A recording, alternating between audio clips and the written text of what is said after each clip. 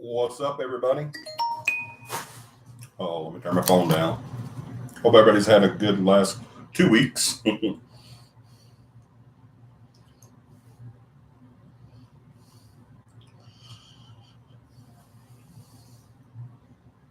There we go. My phone's down now.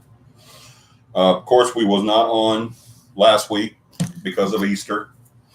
So we've had to get me in the picture here. So we're starting back. Hopefully no more interruptions until vacation time, of course. But I think I'm still going to go on during vacation time as well. So either me or somebody else will be just still doing the show during vacation time.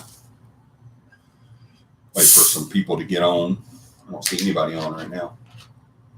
If you're on, say something.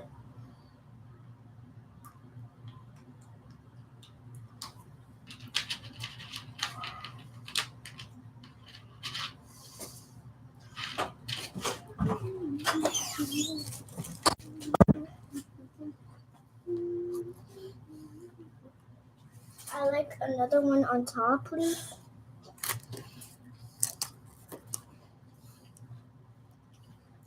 Yeah. Hey, Donna. How are you?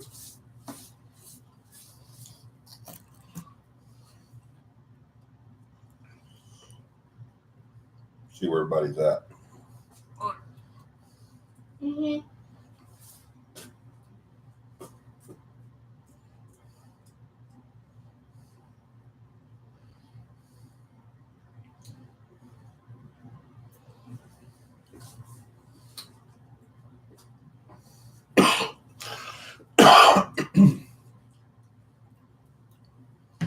Got a really cool show.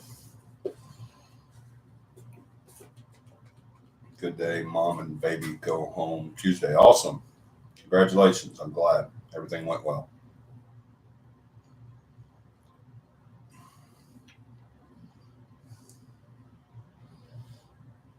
Is that good? Okay. What? Did you not think I didn't like it? And you liked it. That's why I gave it to you. Donna says, hey, Dakota.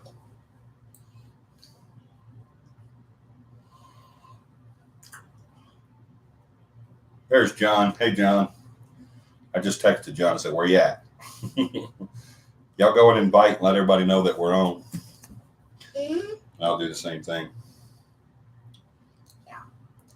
So we've got a good show tonight. Once we get more people on, I'll let everybody know what we're doing tonight. It's a really cool show.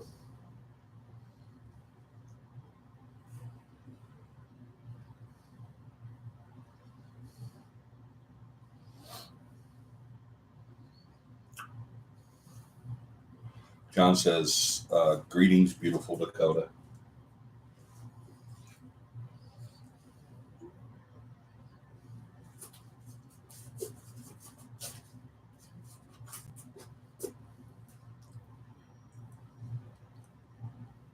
Yeah, everybody.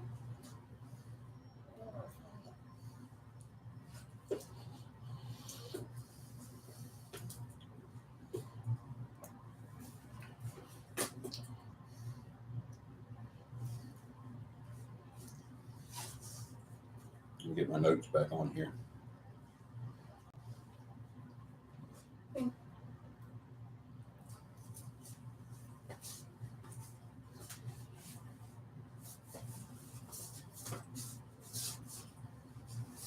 Oh, come on. Please.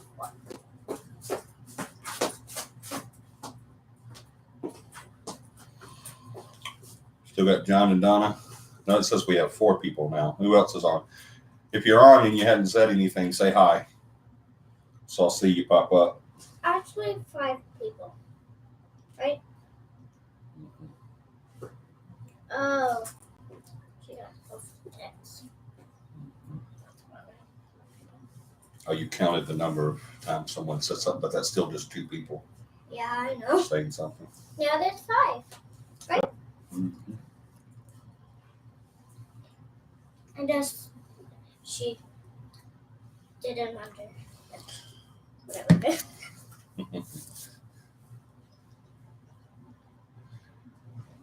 Cassandra trying. She always has trouble getting on for some reason. I don't know why.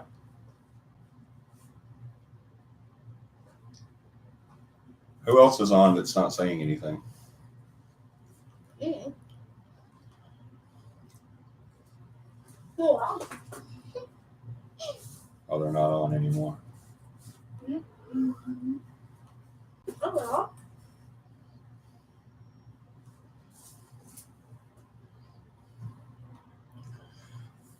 Hey, Leanne. Leanne's here. Hey, Barry. Everybody's coming in.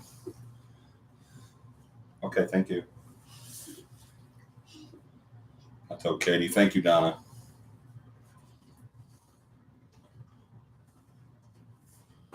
Now there's, I don't know how many people because that's the way.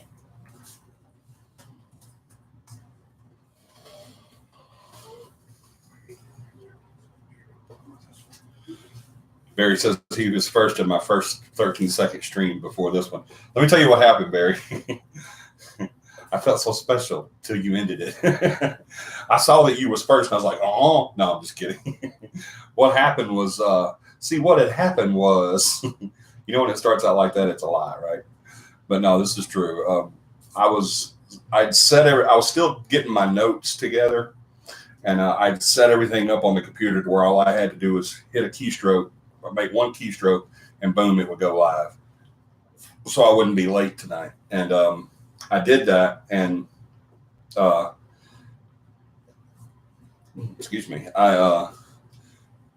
was doing my notes and everything, and I'd set my pen on the laptop on the touchpad and didn't think about it. It's a metal pen, and when I set it down on the touchpad, it went live.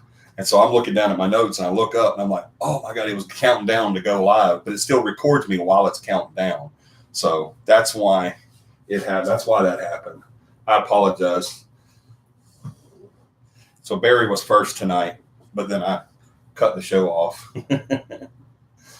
So that's what happened. And I had to cut it off real quick because I was nowhere near ready, and it wasn't time for it either. So, but I was still on early. I still got on right at just under 9 o'clock. So it all worked out. Hey, Tom. Tom's with us tonight. We missed you, Tom. You've been away for a little while. Cassandra's here. Yay, she got it. Yeah, Barry was first tonight. John wasn't the first one on tonight. Barry was. First Barry, and then Donna, and then John. So I don't know if y'all see where it says CAPI Paranormal on the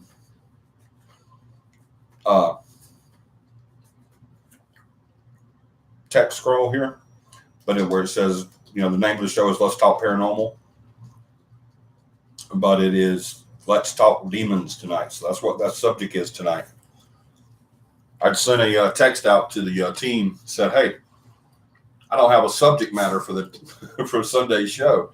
You guys help me out. What do you think? What are we going to do? And the producer said, okay, I'll think about it and get back to you. I've got some ideas, and I'll hash it out. I said, okay, cool. And we hung up. 10 seconds later, he calls back and says, dude, demonology, we've never done that.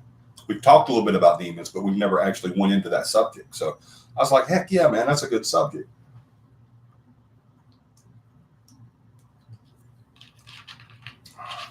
Not a sponsored endorsement. It's just what I like. Diet Coke and cheese crackers. Oh, yeah. Ew, diet. That's what everybody says.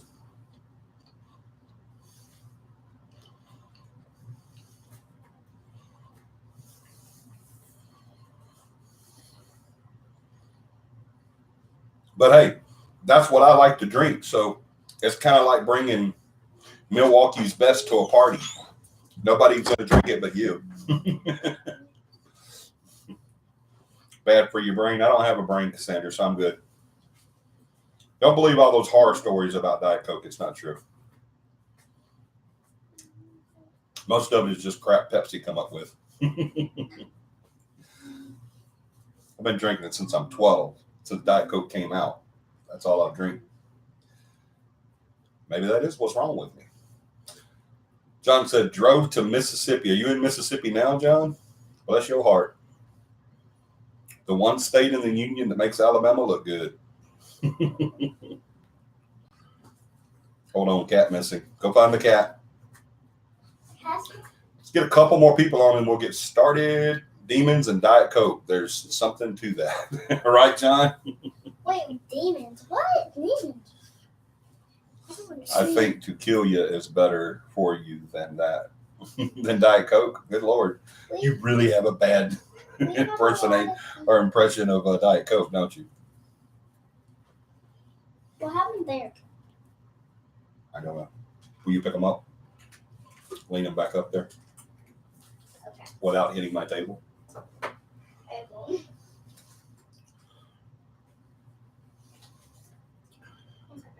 But yeah, we're going to talk about demonology and demons, and we're going to go really into it. You know, I want to go to the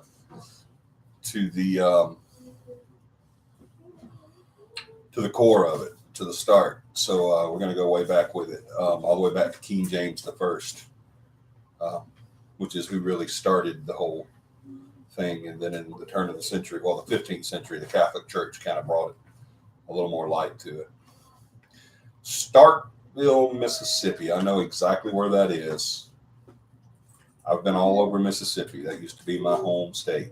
I used to go there all over. I've lived in a lot of places in Mississippi, and I've investigated all over. I investigated in a town not far from Starkville, as a matter of fact. I can't remember the name of the town though. I think it was Laurel. Is Laurel close to Starkville? I know I was in a town not far. I had to go through Starkville to get to that town. Or it may have been Wynot.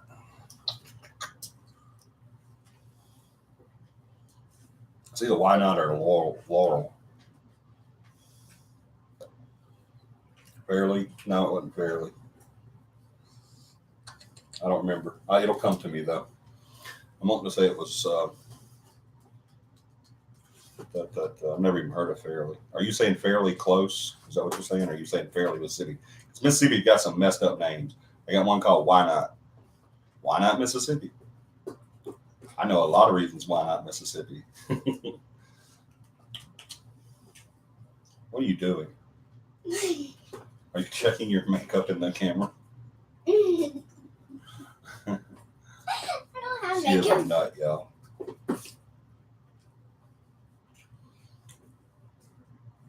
John goes all over making sure Walmart's doing their job. Wait, what's that, John? Walmart? Mm-mm. Wait. John said, stupid cat. What cat? Her cat. Not our cat. Her cat. That looks weird. Sorry I missed you folks. I was in Houston. Did you say hello to Katie? She's in San Antonio. Oh.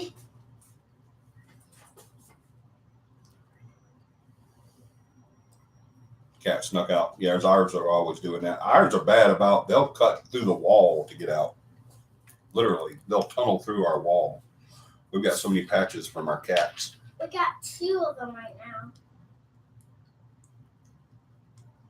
2 naked scissors. Scissors. And of course, Carl yells at me. All right, we're going to get started. So tell the people bye. Bye-bye. Hello there, Sassy. I thought Sadie was in there. No, I made her leave. She wouldn't be quiet. All right, can you go in the living room and watch your show? Yeah, Mama's on her game. Make her plug up your phone.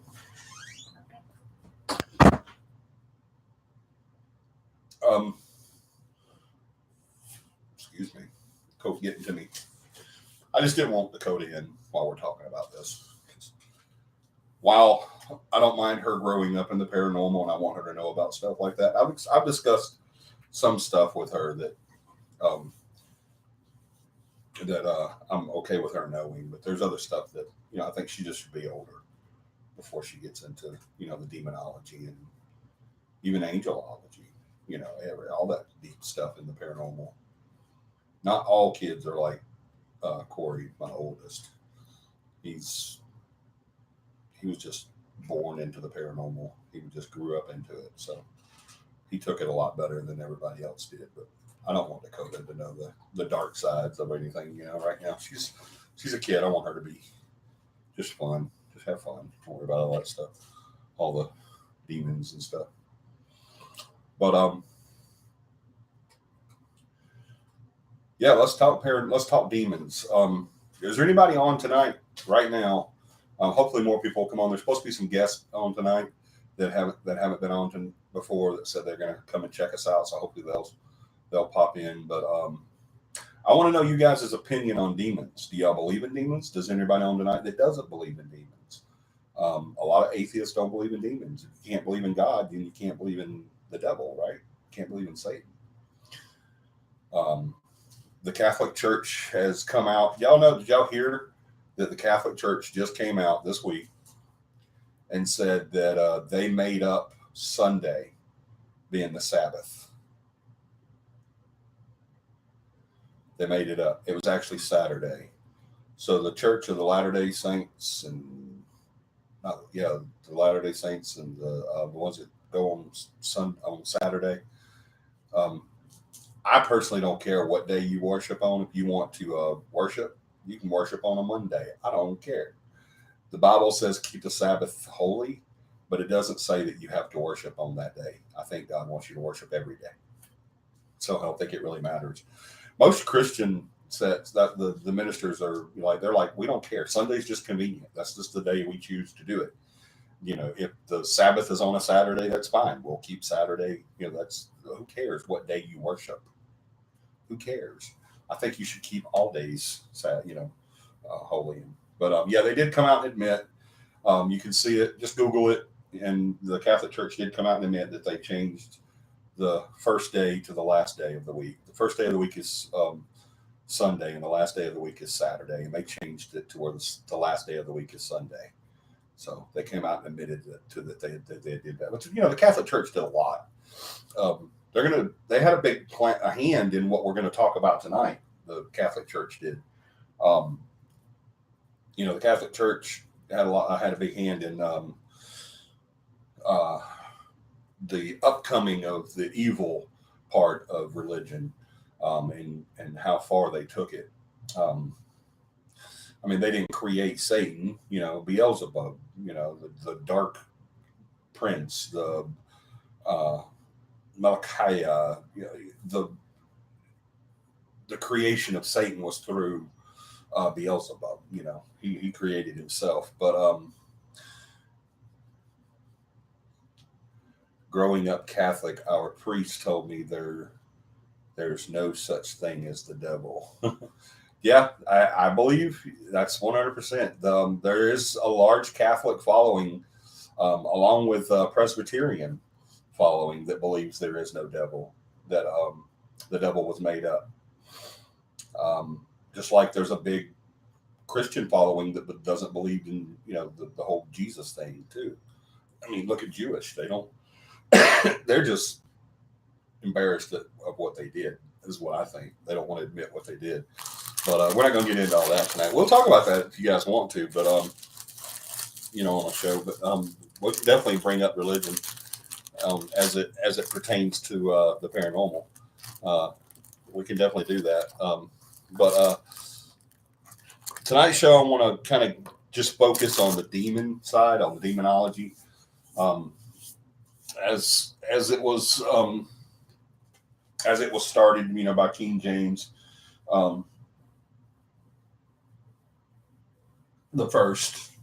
King James the First. It's a fallen angel, right? Exactly. And that's what I want to start on. To understand, I think, understand Satan's little kids, his sons and daughters, if you will, which is what traditionally they think that demons are. I don't agree with that. I think demons are manifestations of evil. And I do believe that certain demons, I'm running out of places to put stuff. guess I'll set it over here. It's very inconvenient, but that'll have to work for now. Um, but before we get into Satan's kids, let's get into Satan. Before we get into demonologies and demons and their roles in everyday life and their malicious intent on the disruption of happiness for people, let's get into Satan. One of the biggest misconceptions in Christianity, not only in historic teachings, but also in Christianity as a whole, and I mean the whole specter of religion, because every religion has a devil. Certain sects like Catholics, so there are some traditional Catholics, some traditional Presbyterians, and even sects of Baptists that don't believe in Beelzebub as a mainstream evil, if you will. But what I want to do is I want to look at where he came from first, before we can get into the demons, and that kind of goes along with what Cassandra is saying as fallen angels. Who agrees that? If you don't agree, say so. But who agrees that Satan was formed because of Beelzebub, the chief angel, if you will, the number one, God's right hand angel? Who agrees that he wanted to be God? And y'all give me feedback here. Tell me, do you believe that? Yes or no? I know it's a little bit of a lag, so I'll give you a minute. But who believes that? Who believes that that's why the devil was formed? Because he wanted to be God. He wanted to take over. Because I was in Sunday school in a Presbyterian, or excuse me, not a Presbyterian, a Pentecostal church. And that's what I was told.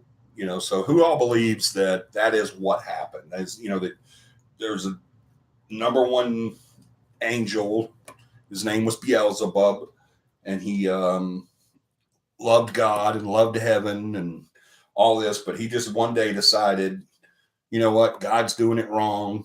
I can do so much better. I should have created all of this. I want to be, the number one guy. I want to be God. And if you don't let me, I'm going to kick you out of heaven. He goes to God and he says, hey, God, I think I can do it a lot better. I'm paying attention to you. Okay, Cassandra says she does. Donna says yes, me. Cassandra said he wanted to be worshipped, right? Tom says I agree. Ego. It was his ego that got him, right? Donna says he went bad. God kicked him out. Kind of a shortcut there. Yeah, he went bad. God kicked him out. That's the cliff notes of it. Lucifer wanted to be like unto the Most High God. The problem is he known the end of the. The problem is he knows the end of the story. Yeah, right. All right. So mainstream Christianity, Pentecostal, Baptist, Presbyterian, Lutheran, some sects of Catholicism, some sects of baptism, or baptistal, some sects of Latter-day Saints. They all believe that, and they teach that there was a Lucifer, or his name was Beelzebub. Lucifer was a given name afterwards, but he wanted to be the God. He wanted to be in charge. He wanted to be the main man, which is simply not true. That is not what happened. Lucifer, or Beelzebub, if you will, he didn't want to be God. He knew that he couldn't be God. He never fashioned himself as a God. He knew his role was as an angel. The reason why he was kicked out and was because of us. Believe it or not, it was because of us. It's because of the creation that God was doing, not only of us, but his creation, not just of the human beings, the worker ants of his creation. It was because of the entire creation of the universe and of the worlds, the planets, the space, everything. The miraculous unending universe that he was making, and all this stuff that he was making, even before he made humans, he was thinking that it was his jealousy, it was Lucifer or Beelzebub's jealousy of God's love that drove Beelzebub to become Lucifer, to drove him. He wasn't so much wanting to be in charge because he knew he couldn't take God out. He never, he's an angel. He was pretty smart. He knew he couldn't take the throne. I mean, he knew that God could snap his fingers and be done with him. So, I mean, he knew it was his love for us and our world, our creation. And when I say creation, I mean all, not just us and our little bitty single blue rock that we're sitting on, but all the other billions of rocks out there that scientists have come up just in the last couple of weeks and said that alien life, the possibility of alien life is not only most likely definite, but imminent. So that's where scientists are at now. They're finding stuff now that says that alien life is now, it's imminent. We're no longer saying, is there something out there? We're saying, where are they? So, that's all creation, and religion, Christianity and all that, they can believe in aliens. It's no problem. They can believe in aliens because we're just one piece of that creation. So that's what Lucifer's problem was. That's what Beelzebub's problem was. I keep saying Lucifer, but somebody said Lucifer. But that was what their problem was. He didn't want to take over heaven. He didn't want to be the main man. He didn't want to be the top dog up there. The main man in the sky. He wanted the love that God had for us and His creation. That's what he wanted. He was saying, no, you're putting way too much into them. You need to be worried about us. That's what you need to be worried about. God said, no, Beelzebub. I love all things. I love you. I love them. I love all things. My love is unconditional and unwavering and unending. But Lucifer wasn't having it. He's like, no, man, this ain't happening, man. I want everything. I want this love you're giving to this creation of yours. And so God says, no, I'm sorry. I'm not going to do that. I'm not going to put you on a pedestal and say you are better than anything else. And so he says, well, I'm not the only one that feels this way. I got a bunch of guys with me that we say we don't agree with you. And he says, he says, okay, well, then we're going to cast you out. And so that's what happened. He casts them out. And look up like the movie, The Prophecy. I haven't ever watched that movie all the way through, John. I need to, though. I watched it twice and fell asleep both times. And then Corey says, look up Ezekiel 28. I'm not up on my Bible verses like I used to be.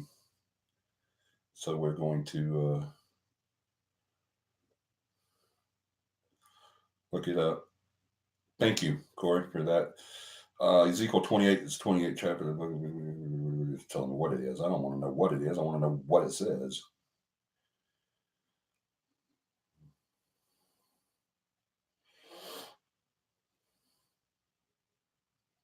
Yeah, give me the King James version.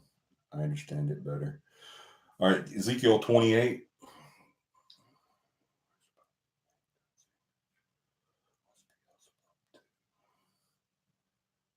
I don't own a Bible. I'm sorry. That's sad.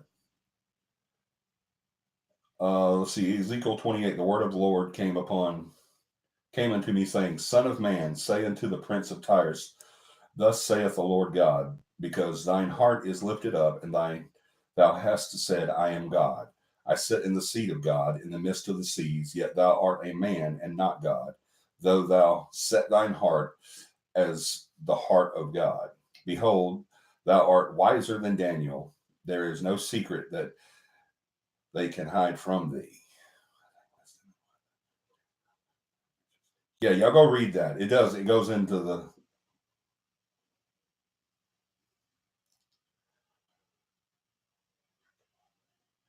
Behold, therefore I will bring strangers upon you, the terrible of the nations, and they shall draw their swords against the beauty of thy wisdom, and they shall defile thy brightness.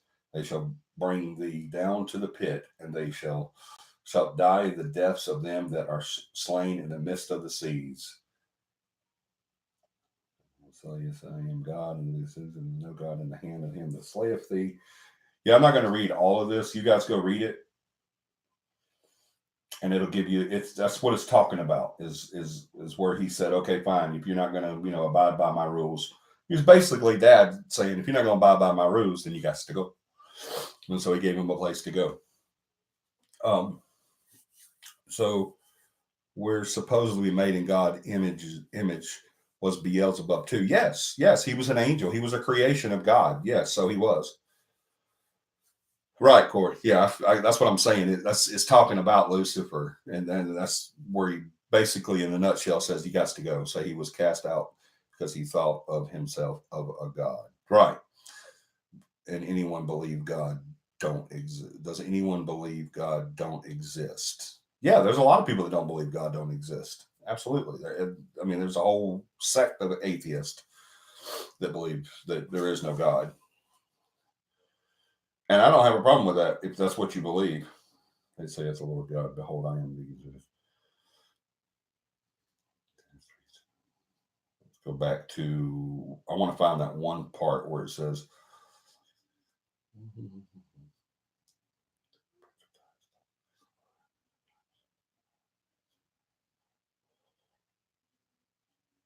okay, I see what you're saying there. You're saying that it's because he was a god, and it's not.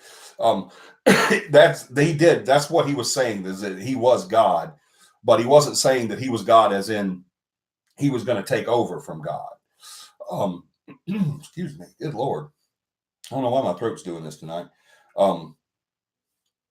He was putting himself as a god over the creation, is what I'm saying.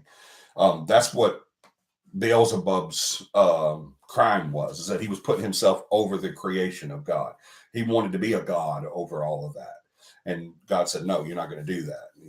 Because God is a jealous God. He does say, he says that I am a jealous God, and you're not going to, rule over anything. You're one of my best men. You're one of my best angels, if not the best angel, but you're not above me or the creation. So yeah, I see where you're going with that. But so he was cast out, and when he was cast out, he was given the power over the earth.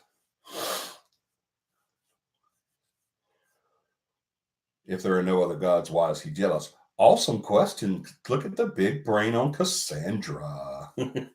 God's not saying, when he says, I'm a jealous God, and thou shalt not have no gods other than me, or over me, or any other idols over me. He's not saying that there's other gods, Cassandra. He's actually saying, that is, in his eyes, it's a sin for you to create another God.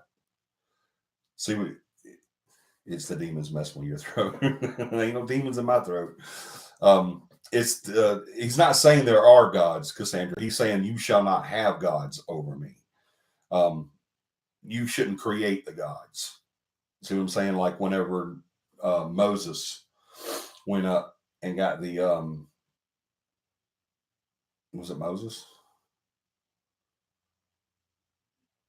or Noah? I don't remember. My brain is off tonight. I've been doing so much on demonology, but I didn't want to get into religion on this, but I guess you have to a little bit to start it out. But when he goes up and he gets the 10 Commandments and he brings them back down, and they've got all this stuff.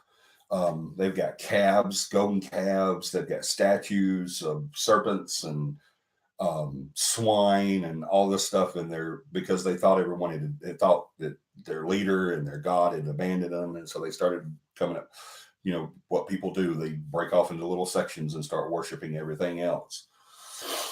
And Moses, yeah, thank you. How do you know he exists, and how do we know we are praying to the right one? Moses and the 10, the golden calf the golden calf, yeah. But there was more than just a golden calf, though. I mean, they had developed a whole bunch of different idols and stuff. Let's not get into the whole does God exist tonight, okay? Donna, we can talk about that on another show. Because that's a whole different thing. That's a whole different alley. And I don't even know if I want to go because it's really not paranormal.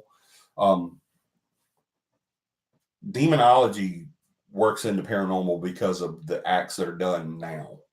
Okay. Yeah, it started with the whole 15th century King James 1. And, you know, I keep saying King James 1, and that's so disrespectful. I'm sorry. It's King James the first. But I don't mean any disrespect when I say that. It's just the way I say it, and it's stupid to say it that way. But I just know that's what I mean if I say it again. But King James the first, you know, wrote the demonology handbook and all that stuff like that, and that's really when it started. From there to the turn of the century, for 200 plus years, we killed people and called them witches and warlocks. And we didn't call them warlocks; we actually called them werewolves. If you were a man, you were a werewolf. But we'll get into that. But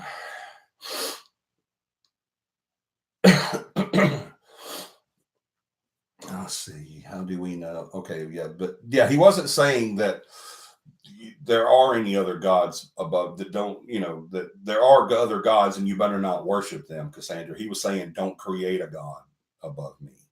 He's saying that he's the only God, you know, and don't create anything to worship above what he was. Says a devil causes us to do bad things.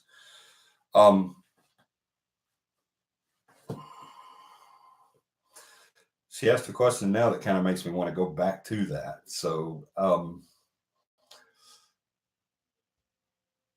okay, I'll do that for a second, Donna.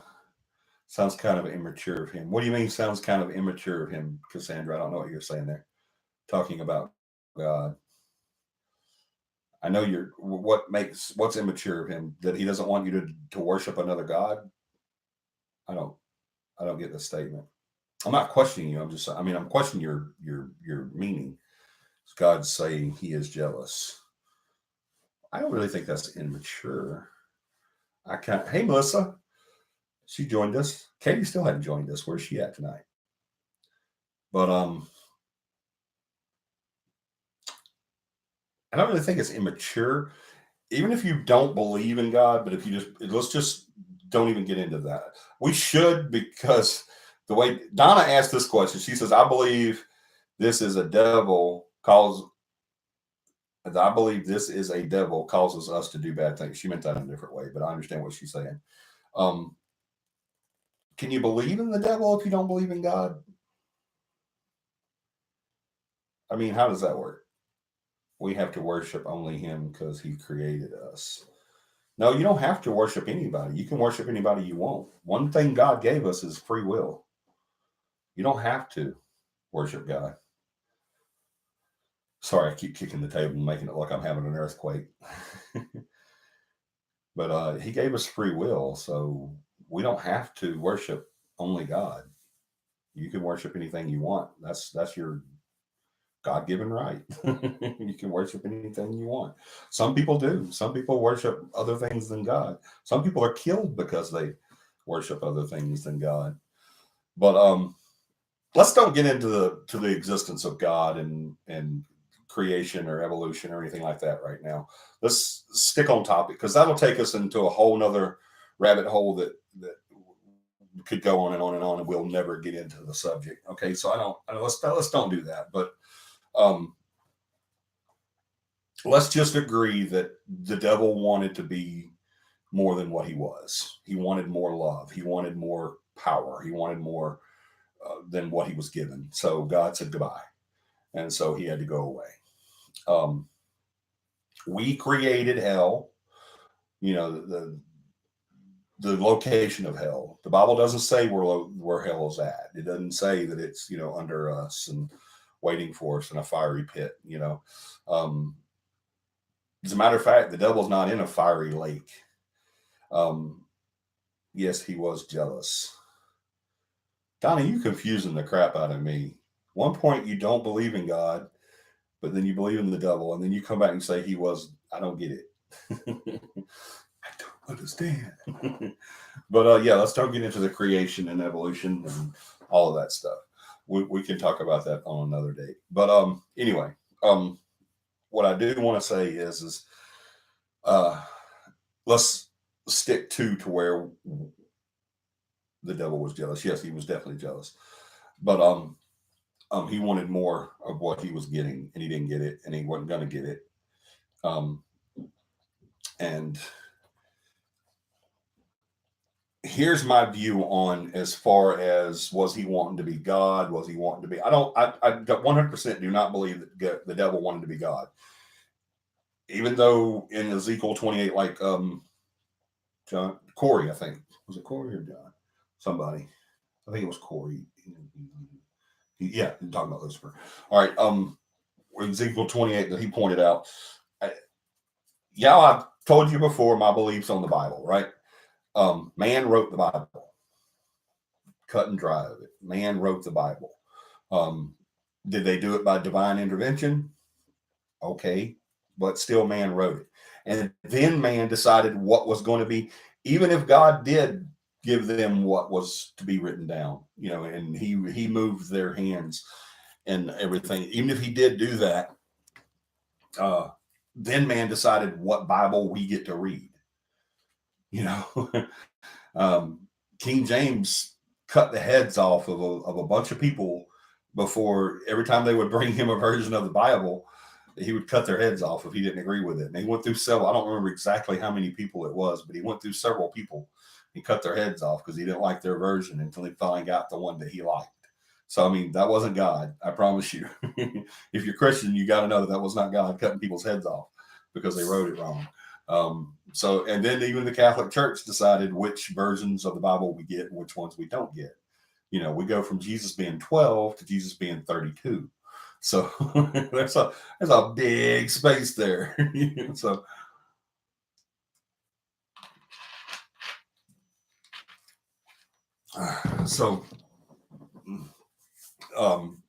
My views on that is we're told what they wanted us to know.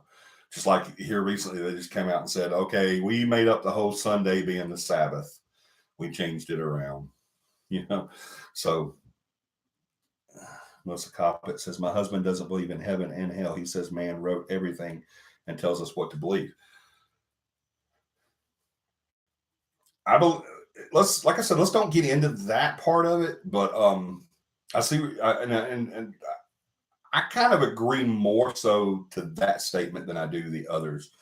I believe in heaven and hell, but I don't believe in what man has what they have brought down.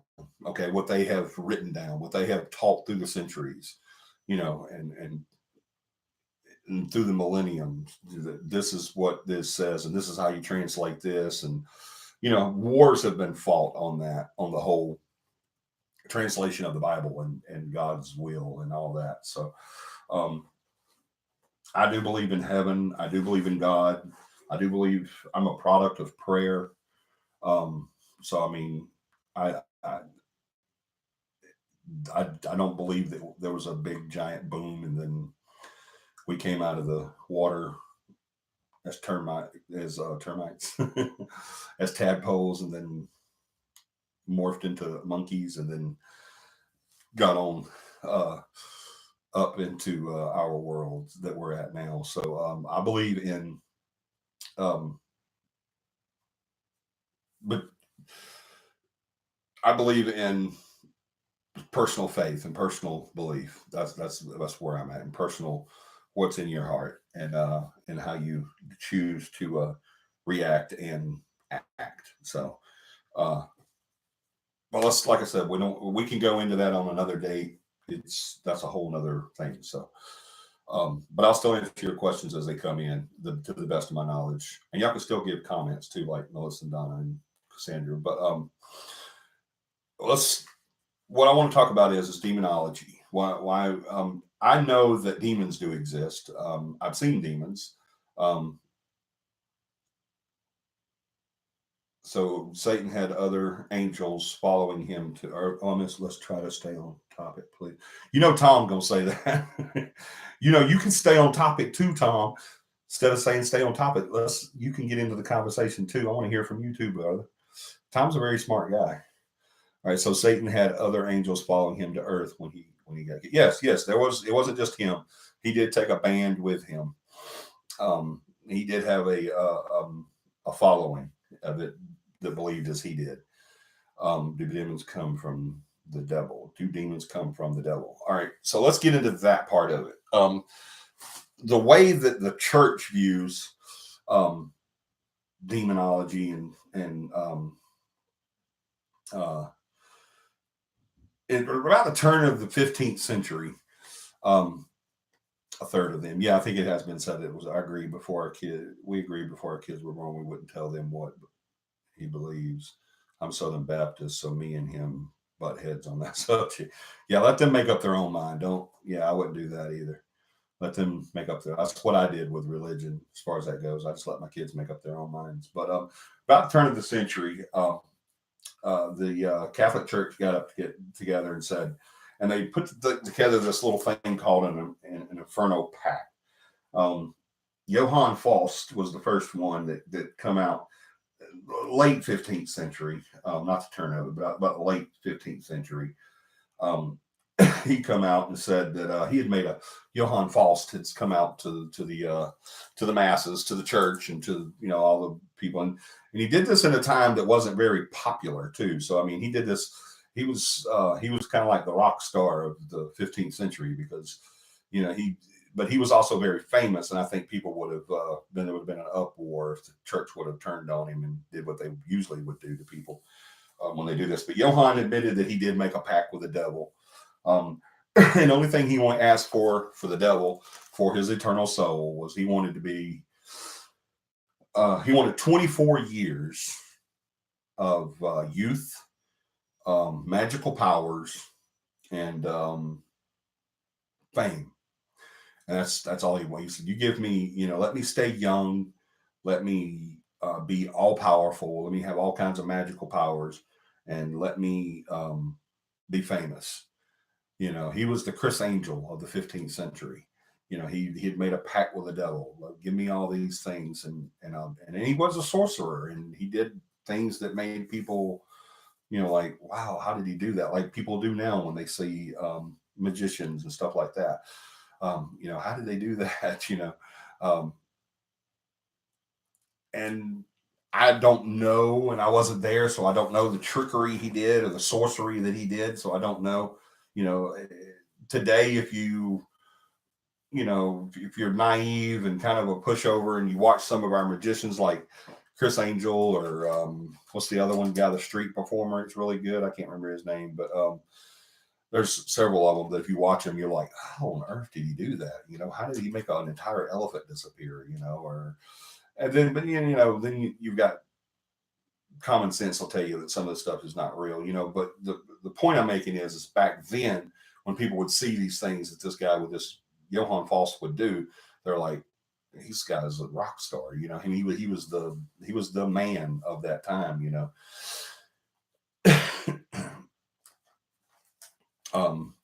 so if a person is possessed, is the devil or a demon? If the person is being possessed, is it a devil or a demon possessing them? We'll get into that. We're going to get into that. Let's get into right now we're still into the root of it, but we're definitely going to get into that. So we'll hold that question. I'm still looking at my notes, y'all. I kind of did some late notes. I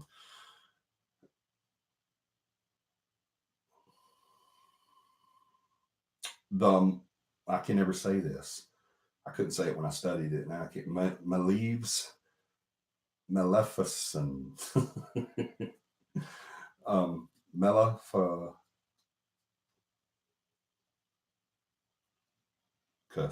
I'll have to put it on here and let you guys see it. I can't never say it, but and plus I can't read my writing. But in 1486, it was translates into the witch's hammer, basically. And what it is it in 1486 we not we, but the church came up with this book. If anybody knows the name of that book, please put it up there. John, if you know the name of that book, put it up for me, buddy. And I'll try to look it up because I want you guys to get the real.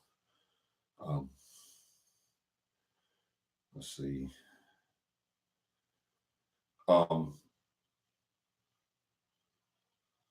Oh, here it is.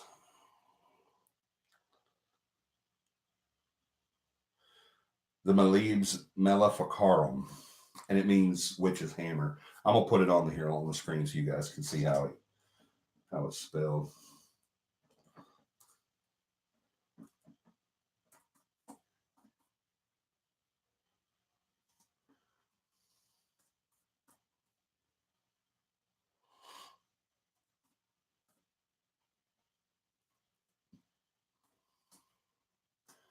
There, and y'all can Google it and go look at it.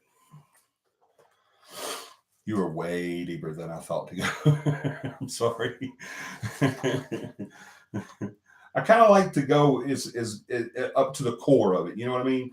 Because that way, we can. Let me go on to that so I can actually show you guys a copy of the cover. And I'm gonna do it through the phone. There's a way to do it on here that the producer knows how to do, but I can never get it to work. But I did want you guys. It has a very crazy cover. I don't know if you guys are gonna be able to see this, so I'm just gonna try.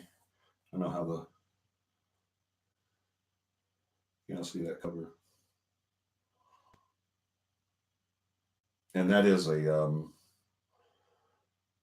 reprint, of course. But Google that, and I put the correct spelling on the page there so you guys can see it.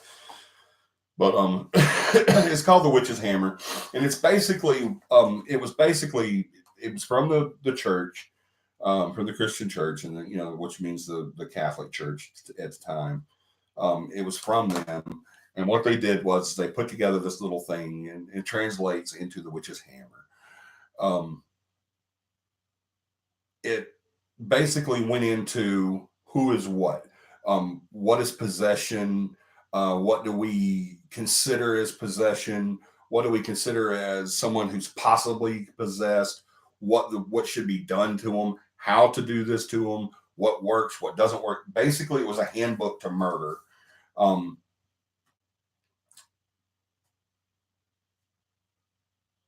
King James, like I said, around King James the First, he did the whole demonology book, and that's what started the entire witch's hammer being really walked into. That's what they used to after King James the First came out with demonology. That was the name of the book. It was called Demonology. They come out with it, and they said anything that was Satan, or y'all know, I'm sure everybody already knows Satan is that the whole word Satan. That's what it means, is adversary to goodness, adversary to Christians, adversary to God, adversary to creation. Adversary to the throne, and that's what Satan was. Is he was an adversary to everything good. And about 200 years goes on with this after King James the First did the I got better on that, I'm saying the first instead of one, but after he did the demonology book, and they printed out the witch's hammer. I'm gonna call it witch's hammer because I can never say the Malibs Maleficarum. But like I said, y'all Google that and it'll take you into it, and you can it's a whole another rabbit hole you can go into, and it's super interesting. Please, if you're interested in demonology, please go do that. I've never once regretted doing demonology at all. Even as a Christian, I think you ought to know your adversary. So excuse me, women, I mean, if a woman wore her hair differently, or if she cooked better than someone else in the village, all she had to do was make a fire in her fireplace, and she didn't have any matches. And they're like, "How did you make that fire?" All it took, and it wasn't always that either. If there could be a couple walking down the road in this village, and the husband look over at this beautiful woman walking by, and the wife see her, all the wife had to do was just point her and say, "Witch." And I mean, they were snatching people Actually, it's Hammer of Witches. Hammer. Am I saying that wrong? Thank you, Tom. Hammer of Witches. A witch's hammer. It doesn't really matter. But yeah, thank you for correcting me. It's Hammer of Witches. Sorry about that. But uh, my research said it was the witch's hammer, but they're probably just simplifying it. So I don't think it really matters how that goes. But thank you for that, Tom. It didn't take anything to convince the church and the elders that someone was a witch. Um, Entire villages, female population of entire villages were just eradicated, just wiped out. Hundreds of thousands of people died over a 200-year period on just these writings and these beliefs. And even men were in, what was it, 1584, I believe. There was a big group that said they actually witnessed a man turn into a werewolf. And at that time, that's how a man would be believed to be a warlock or a witch, was he would be a werewolf. And there were countless reports of werewolves shredding people. And there was actually a very large group of people that actually said they witnessed a man turning into a werewolf, which started that whole thing. And so thousands of men were actually killed for being warlocks. But like I said at the time, they believed them to be werewolves. Just over the last 100 years, we're still look at Aleister Crowley, who wrote the Satanic Bible, or the Satanic Handbook, if you will, if you don't like the word Bible. Get that back on there. And following in his, he died in 1948, I believe, 1947, somewhere around in there.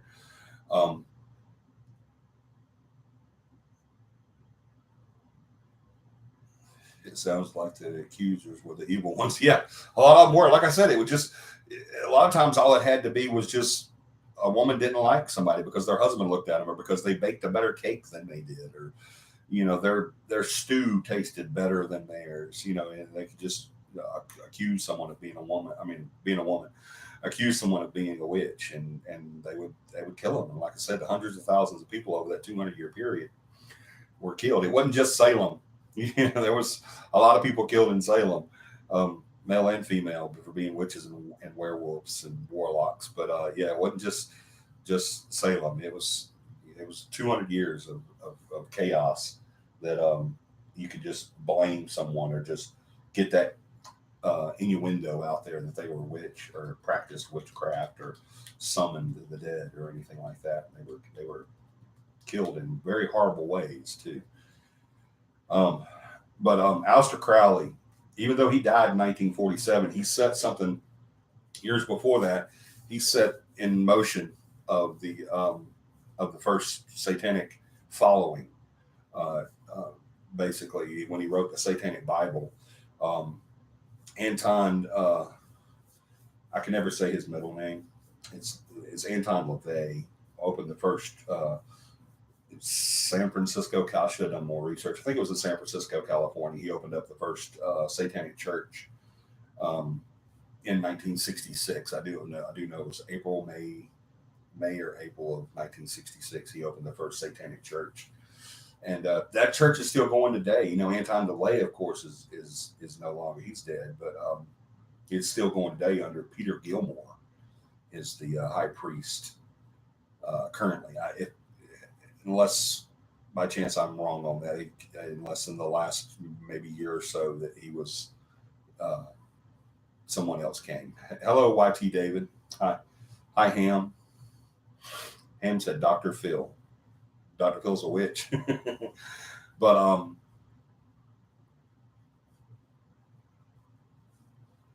the whole aspect of I'm very well, thank you. The whole aspect of the Satanic Church and the Bible and all of that was geared towards the praising and the uplifting of Satan.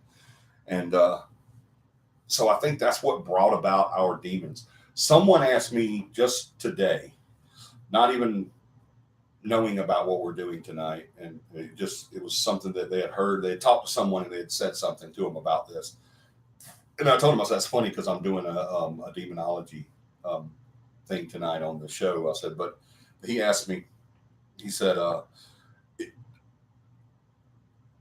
are um, are demons responsible for diseases? Are do demons bring about disease? You know, if someone has cancer, you know, is there a demon for that? Is there a demon for AIDS? You know, do demons bring about these diseases? I don't think that's correct. I don't think so. I mean, I haven't really studied that a whole bunch, but I don't believe. Um,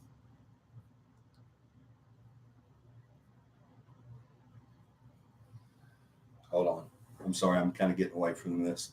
Are ghosts real? Always wanted to see them. So maybe some malicious or witches or warlocks. Magicians are witches or warlocks. I don't know what you're saying there. I'm in my bedroom and it's currently 4 in the morning in England and it's dark. Any way to see one, or do you think there's a ghost with me? How would I know that, David? I'm not there. David, it's in what you believe. I don't know. That's a silly question. Just because we're paranormalists doesn't mean we're psychic, David. You're kind of getting close to being a troll, so be careful. But yes, ghosts are real. I've seen them. So to answer that question, yes, they are definitely real. But I don't know what's in your room in England. I'm in the United States, so I don't know. But anyway, um, all of that brings us to modern day, where we have the Satanic Church, with the Satanic Bible. We do have disease, we have wars, we have all of this. All of this stuff, as far as diseases and stuff, we're part to Central Alabama Paranormal Investigations at YT David investigate it to find evidence of spirits in the room. LOL, no, don't worry, I'm not. Okay, cool, David. You're all right. You're pretty cool. Um, but I'm not a troll. Cool. I wasn't saying you was a troll. I was just saying you kind of was on that line, you know. When you was talking about you were in your bedroom and it's when you ghosts, it just kind of sounded like you was being kind of like a smart aleck. But yeah, just because we're paranormals doesn't mean we're definitely not psychics. But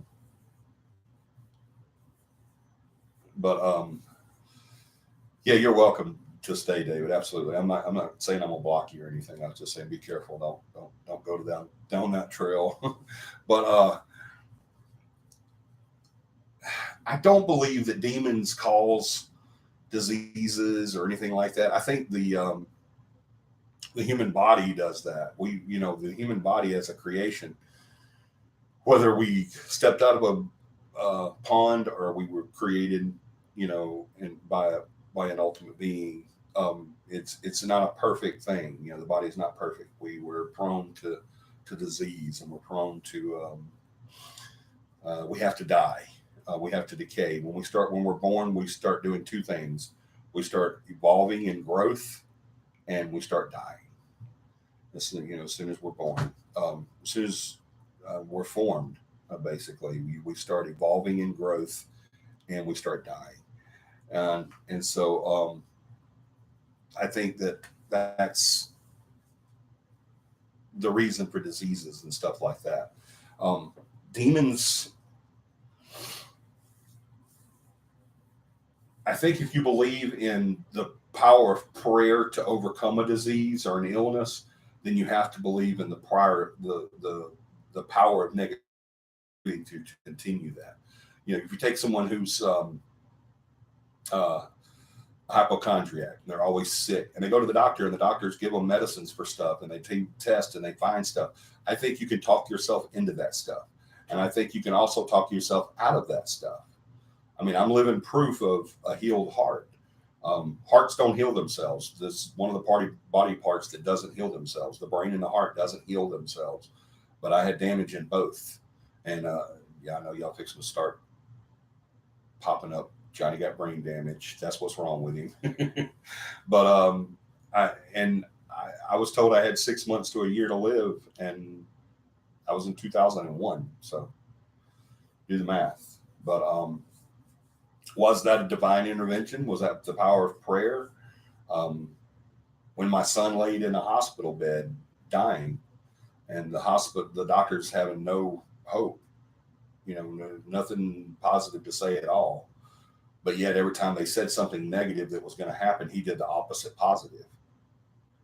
Um, was that the power of prayer, or was that the power of faith?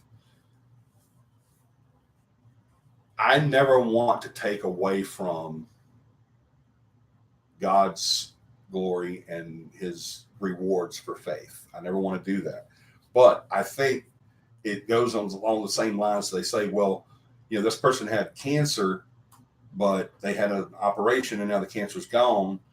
Well, God didn't heal me, the doctor did. Well, God healed you through that doctor. God gave that doctor that knowledge to be able to do that, to go into the body and find that defect and take it out without killing you and taking something else out. He didn't just reach in there and start grabbing and say, oh, that looks cancerous, let's throw that away. Oh, crap, that was the pancreas. Put that back. The doctor had knowledge. He had that knowledge on how to do that. He was used. We all figured that out long ago, John. I knew it was coming. And I should have known it would come from John, too. But I believe in the power of faith. Let me put it that way. I believe in our power to do negative to our bodies. That was a gnat right in my eye. But negativity in our bodies, as well as positivity in our bodies. I think that we can, like when I was told in 2001 that there was no hope, that I was going to be dead in 6 months, possibly if I did the surgeries and followed all the protocols and all that stuff, that I could possibly make it another year, but that would be top. I told him I don't accept that. I said, I'm not ready to die yet. That's not where, my plans are. So I don't accept that. I believe that faith that I had, and whether it be my faith in God, or my faith in the power of prayer, or my faith in the power of self-thought, whatever, I think how you get to that point of faith doesn't matter. That's what it matters. So I don't think that demons control disease and stuff like that. I think that they may use disease as a segue, to enter, to where they want to go, or to manifest the outcome they're looking for. That's very possible. But if you believe in the power of prayer or the power of faith, like I believe, then you have to believe in the negative side of that too, because it can't be a negative without a positive. It can't be a positive without a negative. There has to be, if it's positive, then it has to be a negative side too, right? Just like if it's good, it has to be evil too. So demons come into, I'm sorry, I keep keeping this table, but demons come into play, whether you believe in heaven or hell or not. Demons do exist. There's school of thoughts that all spirits are demons. Go ask any Pentecostal preacher, and they'll tell you real quick that all spirits, no matter what it is, yes, that may look like Aunt Agatha, your great aunt that died, loved you very much, and left you $1 million. That might look like her standing at the end of your bed saying, I'm okay, you can let me go. But that's a demon. They're just trying to mess with you. They're just trying to fool you. That's all demons. And I don't believe that. I don't believe all spirits are demons, but I do believe there are demons because I've seen them. I've encountered them. I've dealt with them. And going into a situation where there's a demon, and once you know there is, it changes all the rules. We did the Paranormal 101 class not long ago, and I told everybody, I said, everything, when we got to the demon part of it, I told everybody, I said, look, everything I've taught you today, everything you've seen today, everything you've heard today, everything you've learned today goes out the window when it's a demon involved. That's a whole different ballgame, and we'll go into that in just a minute. But demons are real. They are out there, whether they just be evil spirits, whether they definitely be offsprings of Satan, whether they be manifestations of Satan's ideals of where he wants stuff to go. Um, they may be they're energized and receive their power and energy through that belief. Then okay, whatever. All I know is a demon is a demon, and that evil is evil, and that's all it can be. That's part of what I teach in the class. Demons are demons. That's all they know how to be is demons, and that's all they ever will be. I'm gonna get to y'all's statements and questions. Give me just a sec. But the manifestation of a demon is there to do harm. That's the only thing they're there for. That's it. They don't have anything else they want to do. It's just harm. That's all they want to do is harm you. And we've had a debate on here before and questions on here before on, can a demon possess you? Can a demon take your body over and make you do evil or whatever they're trying to do? Yes, absolutely. Whether you're Christian, atheist, Buddhist, whatever, there's always evil, and there's always the ability of that evil to control the good, to turn the good from evil, or turn the good from the light to evil, right? So demons, can they possess you? Yes, absolutely. I mean, Jesus confronted a possessed person, a possessed man at the graveyard, and he asked him, "Who are you?" And he said, "Oh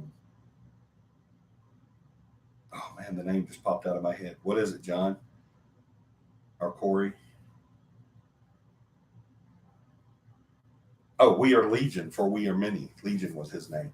He said, "We are Legion, for we are many," which told him there wasn't just one demon in this guy. There was a bunch of them. Thank you, John. Yeah, we are many. His name was Legion. Bile is another one that great class. Well, thank you, Tom. Let me get to y'all's questions real quick, and then we'll get back on this. Yep, I had a 4 centimeter cancerous tumor removed in 2016, stage 3 cancer. Yeah. Yep, God gave my doctor the ability and know how to remove the cancer from my body. Absolutely. Hey, Johnny, did you look for shadow since last time? I did, Cassandra. Thank you. I did look, and I never saw it. I never seen it. I looked right there when we was talking about it, and then several moments before and after, and I never saw it. But yeah, thank you for bringing that back up. For every action, there is an equal and opposite reaction. Right, exactly. And for every good or evil, there is an equal or opposite good or evil. Right. Great class. Thank you, Tom, again. Yeah, we were men in Legion. Yeah. So, can demons possess you? Absolutely, demons can possess you. And something I always say in my class is something I always say to a client that thinks that they have a demonic or a dark or evil entity is, and something I'll always say to everyone. Can they possess you? Yes. Can they harm you? Yes. Can they? I mean, I was harmed. I got a 3-inch gash on my chin because of one of those things. A dark entity. I'm not, still to this day, I'm not 100% satisfied that that was demonic, but it was definitely very dark if it wasn't.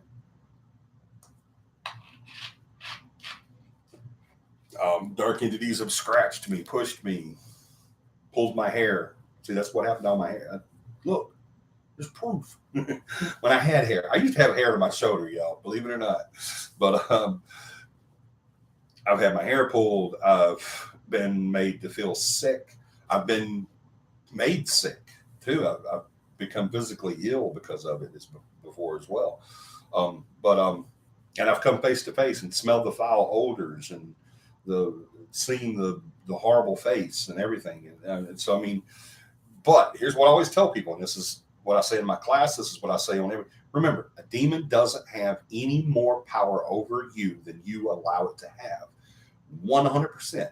Whether it's Satan himself, he has no more power over you than you allow him to have.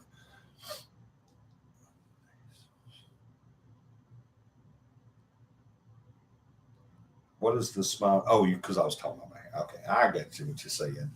But he doesn't have any more power over you than you allow it to have. So whether it be a dark entity, a demonic, or whatever, people ask me all the time, what do you do if it's demonic? I said, well, I get my team out of there and then I take care of it. I'll go in by myself and take care of it. And they're like, well, aren't you scared? And I'm like, no, I'm not. I mean, because I know that they don't have that. I mean, I've been cut, scratched, pushed, made physically ill. So yeah, it's a little nerving. I'm not going to sit here and just say I'm a big bad boy. I can take anything on. Because that hurts, man. I hurt whenever my chin got cut on that picture, and it hurt whenever I got scratched on the back of my neck by that dark entity. I mean, that freaking hurts. And that scratch was just under the skin, just enough to make it red and bleed just a little bit. It wasn't one of those deep things or just a slap. It was one of those, like you take a paper cut kind of. That was what it was. That hurts like crap, man. I really, really, really could have done without that. So, the possession has to have an opening. You have to allow that, and you have to be weak enough to allow that. One of the reasons why the Catholic Church will only select certain people to be demonologists or to be exorcists is because it takes a holy, self-confident, humble, very intelligent person to be an exorcist. The Catholic Church isn't going to say just because you got your white collar and you got, 2 braids on the bottom of your robe, you get to be an exorcist. That's just not the way it works. They're not so much into that nowadays. They do still do it. Believe me, they still do it. I know they say they don't, but they do. They do still perform exorcisms. They're just not, after all the lawsuits and jail time and court hearings and all that, they're not as big on them now anymore. But as far as being in the limelight, they're not like that anymore. But they do still, absolutely still do them. And because there's always, as long as there's evil, then there's going to be a reason to do excuse me, talking about demons. I'm getting kind of no. Maybe there's one here now, but I lost my train of thought. I'm sorry, y'all. Let's go to the comments real quick.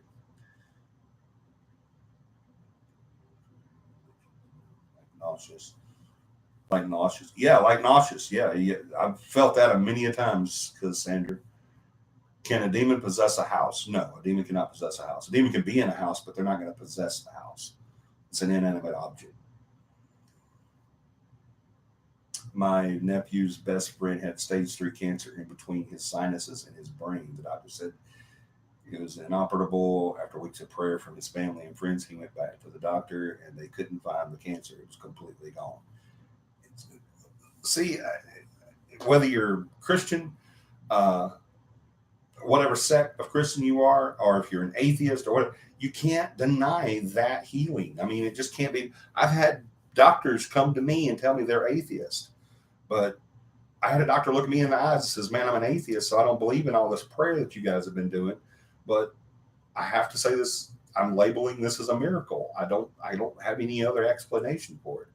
Your heart looked like the heart of a 75-year-old man that had triple bypass surgery. Now your heart looks like an 18-year-old football player. I don't understand it. You were supposed to have 10 surgeries over the next 5 years. You're going to get away with 2. I got away with 3. But I sternly believe, John, that whether it's divine intervention or that gets you to that point, I think it's the body's ability to heal is so much more powerful than anybody, any doctor, any scientist, any belief, any clergyman, any neurosurgeon, cardiologist, anybody on earth that can comprehend the power of our ability to heal ourselves is so much greater than what we can fathom. And it comes from that positive thinking, that attitude of no. That was my big thing. People ask me, what happened to you? Can you 100%, without a doubt, say that you were healed by God? No, but I can 100% say I was definitely 100% healed by no. That was my whole attitude. Whenever I was told I was going to die, when I was told my son was going to die, my entire attitude turned to no. I'm sorry, I don't accept that. I'm not going to accept that. And that power that comes, whether it be divine intervention or uh, our own power of our own mind or whatever, that healing happens. We can't deny that part. Whether you believe in God or not, you cannot deny that your cousin's friend, he had cancer. It was inoperable. It was stage 3. He was on death's door. He had a foot in the grave. And now all of a sudden, boom, it's gone. That doesn't happen without surgery. That's impossible to happen, but yet it happened. So people ask me all the time, how do I know when there is a spirit or a ghost around? And it's many different things. But one thing is I get sick at my stomach, my ears pop and burn, and I get very hot. I wished I did something like that. I can tell sometimes, but I don't never get those feelings. That's pretty cool, Melissa. The kid had been having nosebleeds due to the size of the tumor. He is not a Christian. Are there signs or stages of a demonic possession? Yes, absolutely. We're going to get into that. Absolutely. Thank you for asking that, John. Yeah, doctors are not God. Yeah, definitely not. Doctors are definitely not God. Remember, the average person only uses 10% of the brain. That's right, Tom. Thank you. See, Tom don't say much, but when he does, he's like that guy on TV. I don't talk on the computer much, but when I do, when he does, he really throws it in. That's right. We only use 10% of our brain. So what if the power of no? What if the power of unacceptance? What if the power of faith can click into something more of that 90% that we don't use? Actually, Tom, that's an old tale about the whole 10% of the brain. Most people use less than 10% of their brain, but we have the ability to use 10% of our brains, but most people walking around don't use that much. But I'm glad you said that, because that's very true. We don't use the full capabilities. So what if the power of no or the power of faith taps into that 90% or more that we don't use, and we're able to heal ourselves, through that? I mean, who knows, right? And could that still be the power of divine intervention? Absolutely, it can, because if there is a creator, he put that ability in that brain, right? He put that ability in that mind to control whatever it is that's going on. Any doctor will tell you 100%, even the atheist, 100%. I've had doctors that are devout atheists that's told me that, does prayer, you ask them, does prayer work? They'll say, absolutely, it works. 100% it works. Well, if you don't believe in God, how does prayer work? And they'll say, power of positive thinking. We can do so much with our minds that we just don't even know about, guys. And it's the power of positive thinking. We can give up too if we choose to believe this, whatever is going to overtake us, diseases, etc., loss of love. That's absolutely right, Cassandra. I agree 100%. We can give up.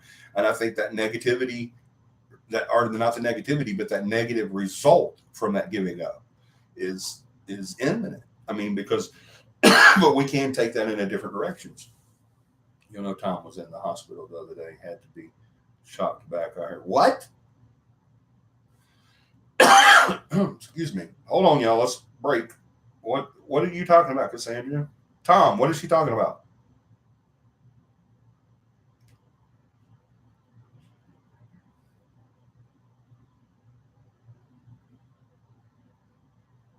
Hell, I only have 10%. What would happen? Excuse me. What would happen if 5% more? Interesting question. Tom, thank you. Yes, that's a wonderful statement. I agree. What happens if we could use just 5% more? What could we do? Tom, what is going on? What the hell happened? I didn't know anything about this. His ticker. Yes. AFib. You went into AFib? What the crap, dude? Why didn't you tell us you were in the hospital in Atlanta? And you had to be shocked. Holy crap, dude.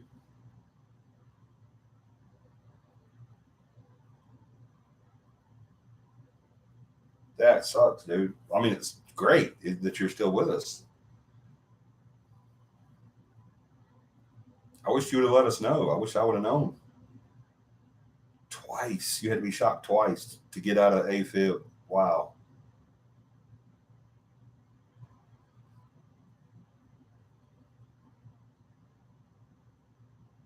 Ticket on my Facebook page. I didn't know if you knew. No, I didn't know. Of course, I didn't know.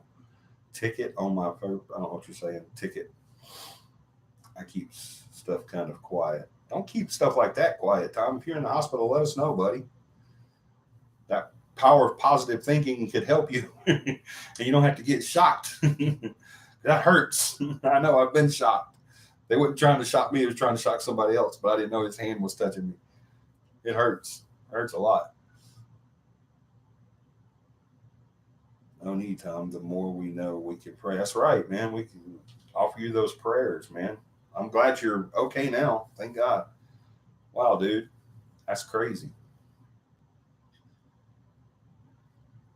My 6th time in the last 4 years. Dude, you're a walking miracle. That is crazy.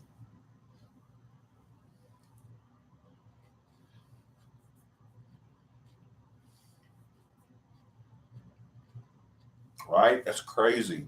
I'm sorry.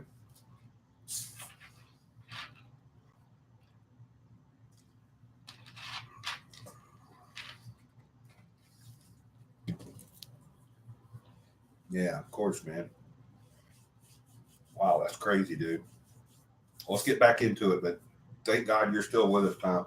You're part of the CAPI family, Tom. Let us know stuff like this, man. If you go in the hospital, let us know. Heck, we might even come by and bring you something from the gift shop or something. But yeah, thank the Lord you're still with us, buddy. That was a close call. You had to get shocked twice out of AFib. You were you were you were knocking. That's a fact. That is crazy. Um. Okay, I have no idea where I was at. Somebody tell me where I was at. That threw me, man. Whenever that threw me, man.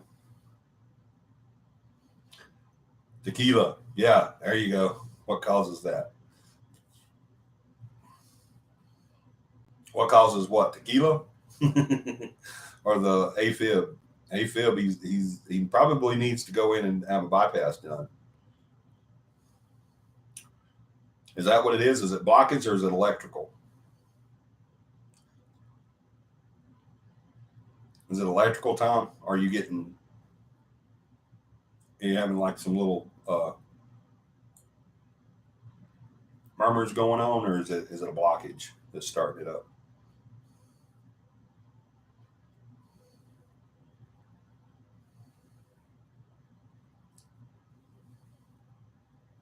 Wow. Well, thank God you're still with us. That's crazy. Electrical. Okay, yeah. So he's got some little things going on with his tick tick. Everybody knows your heart is done by electricity, right? Well, sometimes you can have a murmur. It can be done by a blockage because it has to pump a little harder and it'll lose its timing. But if that electricity in there gets kind of wacky, and some people do, they have to get pacemakers, which may, I hope not, but which may eventually happen with Tom. You have to go in and have a pacemaker in. My mother-in-law just had an internal pacemaker put in on hers. She was always in AFib, so they went in and put in a little pacemaker. They had external, but now it's internal. So thank God you made it through that. Bless your heart. Wow. Yeah, the ticker is nothing to mess around with, man. That stops, we're gone. I think I'm getting a cold, y'all. I really do. But okay, back to demons. Y'all threw me, man. My hair is standing up on my arm. That's crazy. We almost lost Tom. That sucks, dude. I would say we need to get together and have a drink, Tom, but you don't need any more drinks. You need to stop drinking. We do need to do that though, really soon. We're going to talk about it in the second hour. We're already in the second hour, but at the end of the second hour, we're going to talk about our next You have a murmur, Donna. Well, yeah, get that taken care of. That's nothing to mess around with. But milk and cookies, please. Yeah, there you go. Nothing but milk and cookies for Tom. But we're going to talk about our next get together. So we're definitely going to be doing that soon. I think Melissa said she is. Melissa, correct me if I'm wrong, but I believe it was you that said you're hosting the next soiree for CAPI. But anyway, demonology. Um,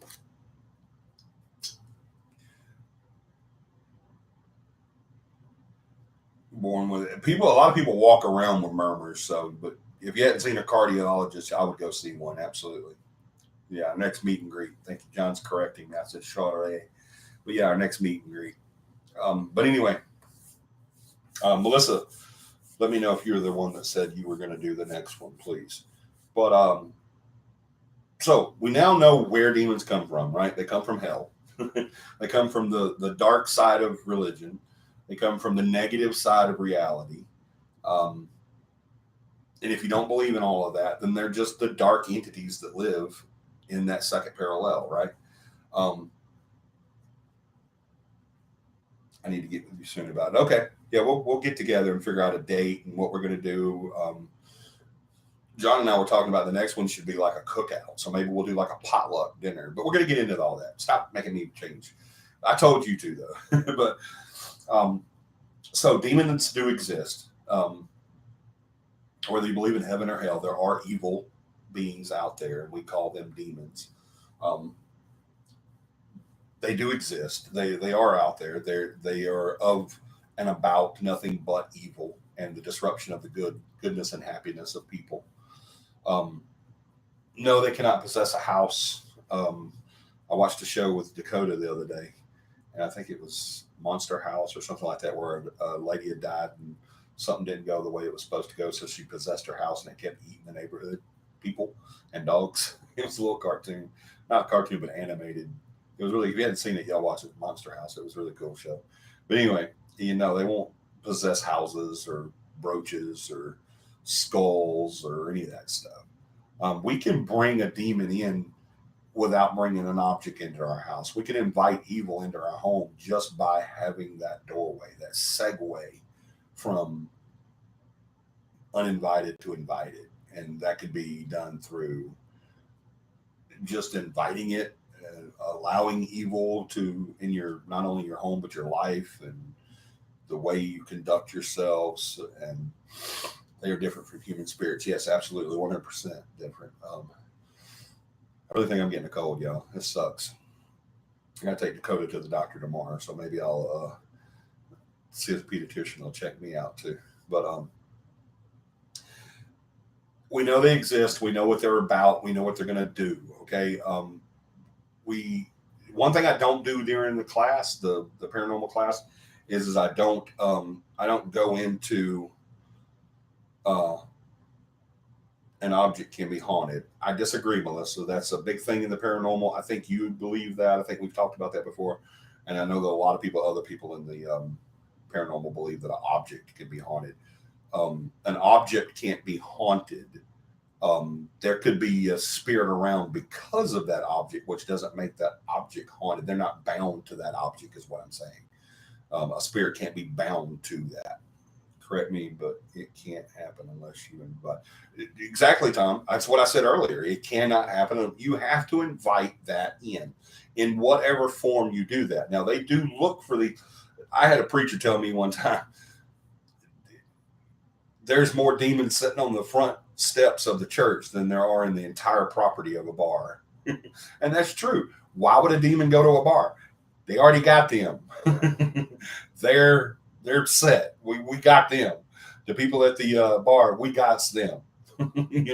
We they belong to us. They doing my bidding. Satan says, don't. He's telling his demons, don't go to the bar. Don't go to the whorehouse. Don't go to the satanic churches. We got them. They're already here. Go to the church. That's where I need you. I need you in the church. I need you in the homes. I need you on the streets. I need you looking for the good people, not the bad people. I already got the bad people. So that's who I need you looking for. I need you looking for the good people. And that stuck. I was a little kid when I heard that. It was an old country preacher at a Church of God. And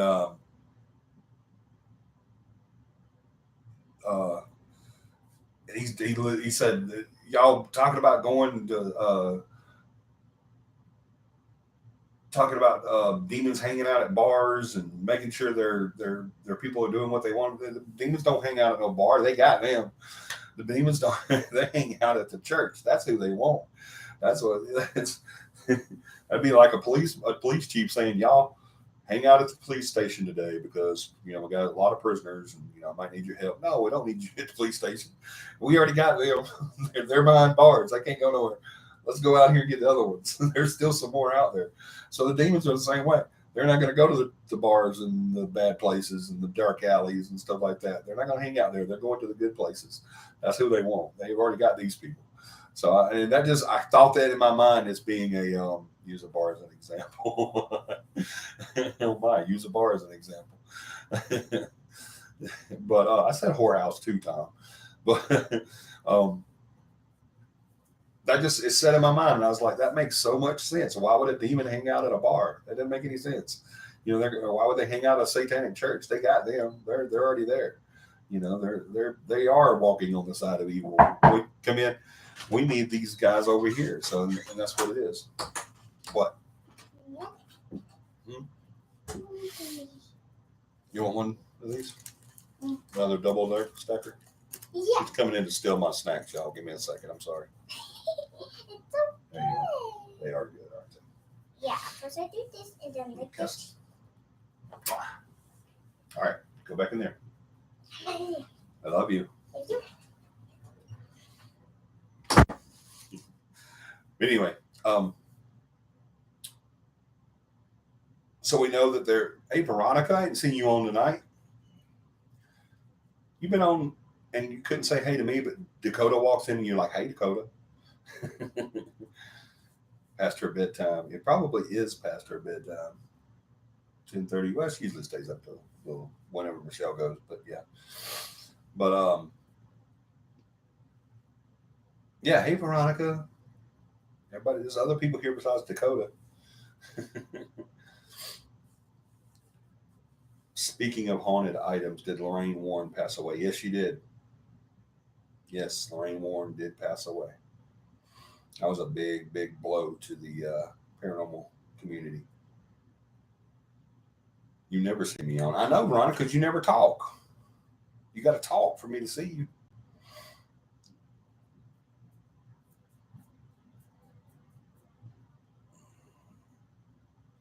Who was she? Did you just ask who Lorraine Warren was? Are you serious? Donna, you ain't been doing your homework. Google her name, Donna. Lorraine Warren. Can a demon be captured with an object, like in the stories of the Buck Box? No. No, a demon can't be captured with an object. Mother of your doll, Donna. She's the mother of your doll. That's it. She don't have that doll anymore, Cassandra. She get rid of it. I heard it wasn't true, so I was wondering. You heard what wasn't true? Oh, yeah, it is true, 100%. I posted it on Facebook and had somebody, I don't remember who it was, somebody's on my Facebook list that I barely know, on my friends list, come on there and say, stop posting fake news. I was like, what are you talking about, fake news? I wouldn't post this if it wasn't real. And as soon as I did that, they deleted it. They deleted their comment. So whatever. But yeah, unfortunately, she did. Lorraine Warren did pass away. Y'all go look at, or you can Google her and it'll come up. You definitely need to Google her, Donna, so you can see who she was. She was the mother of paranormal, basically. She was the queen of paranormal. But anyway, so now we know we have demons. We know where they come from. We know that they've been blamed and used. Satan, adversary, has been used. And just like with religion, has been used in wars. Satan and witchcraft and demons and all of that has been used to to do evil. It's not just there. The church has done more evil than most of the demons, y'all. Go check it out. I promise you. I remember 200 years of murders because somebody baked a cake better than the last person. So we know they exist. We know we're going to come in contact with them in the paranormal. That's why we study demons, is because we know that they do exist. We know that we're going to come in contact with them. It's going to happen. If you do paranormal studies, if you do ghost hunting, if you just do demonology and become a demonologist, you're going to come in contact with them. I promise you, it's going to happen. I promise you, 100%. And sooner or later, you will come in contact with them. If you are not comfortable, if you are not 100% set in yourself, if you don't have 100% confidence in yourself and your own abilities, if you do not have the experience that you need to just get out, to stop, to leave, get your team out, especially. It would kill me if something happened to one of my teammates. That's why everybody can tell you that's either taken the class or that's ever investigated with me ever in the last 40 years. If I'm there and I get a hint of a demon, then everything stops. Everybody leaves, with the exception of one now that I need to start fashioning into that. So I would now, if it was to happen, I wouldn't ask one person to leave. I'd want that person to stay. But because it's time to get that person to that level, get them comfortable with that. But no, they can't do anything more to you than what you allow them to do. But can they physically harm you during an investigation? Absolutely, they can. You don't have to invite that. You don't have. If you go to someone, but please know this: with all my talk about they don't have more power over you than you allow them to have, they can't come in without being invited in. If you go somewhere besides your house, and you go to John's house, not John. I'm just saying John is in Sally, Dick, John, and Jane. You know, if you go to Sally and John and Dick's house and do an investigation, and there's a demon there, you didn't invite that demon there. Remember, he doesn't have any more power over you than you have of him, but he does have more. He does have power over this pin or that right there. See that picture right there? He's got power over that. He can pick that up and throw it at you. I know he can because he's done it before to me. I get hit in the face and got a gash on my chin. See my gash? See my gash? Yeah. You can get cut on the chin. I got 2 cuts on my chin. One of them I fell, or actually I didn't fall. I was holding a bowl and the other person let go. But anyway, stupid situation. I had 2 gashes on my chin. One where I got cut by a bowl, and the other one where I got cut by a pitcher. It come off the wall and slung the glass. It hit me in the face, and the glass broke and sliced my chin open. I had to have stitches. So if people say, well, if they don't have any more power over you than you allow them to have, then why would I need to why would I need to get my people out of there? Why? I could just tell them, no, you can't do that. You can't harm us. Okay, that's just being stupid. Okay, a truck and trailer coming down the road doesn't have any more power over you than you allow it to have, because all you got to do is not step in front of it. Okay, you can get away from it. You can walk away from it. Okay, so it doesn't have the power to bring you to it. It can't come get you. You have to allow it to come at you. Okay, so if you step out in front of it and say, well, I got more power over you than you have over me, so I forbid you to hit me. Well, by the time you get hit me, he done smacked you. And now you're a bug on his grill.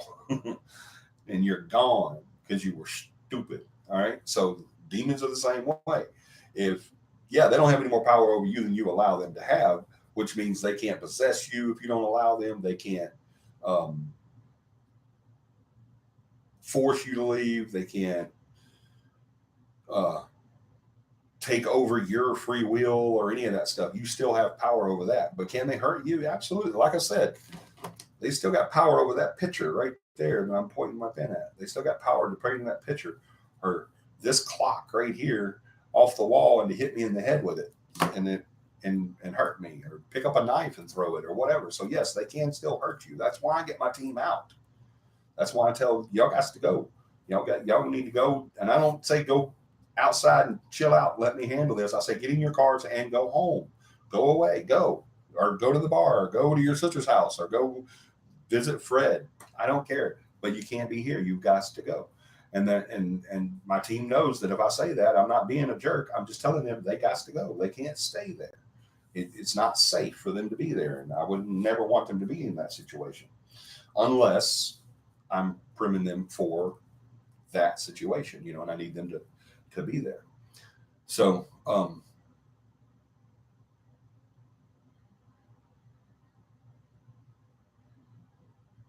very interesting. I have to go now. It's almost 5, and I have to sleep. Good night, YT David. Thank you for joining us. Hey, we're on every Sunday night. If you didn't already, and if you're still here, subscribe and hit the like button for me, and hit the notification bell. And you'll know when we're on. We're on every Sunday night at 9 p.m. Central Standard Time in America. So about 3 o'clock in the morning for you, which sucks. But every Sunday night. So yeah, go get you some sleep. It's almost 5 a.m. It's probably almost time for you to get up and get to work and all that stuff. But thank you for joining us. And please hit that subscribe button and hit the like button so you can come back. Absolutely. Thank you so much for joining us. And thank you for your kind words. It was very interesting. I appreciate that.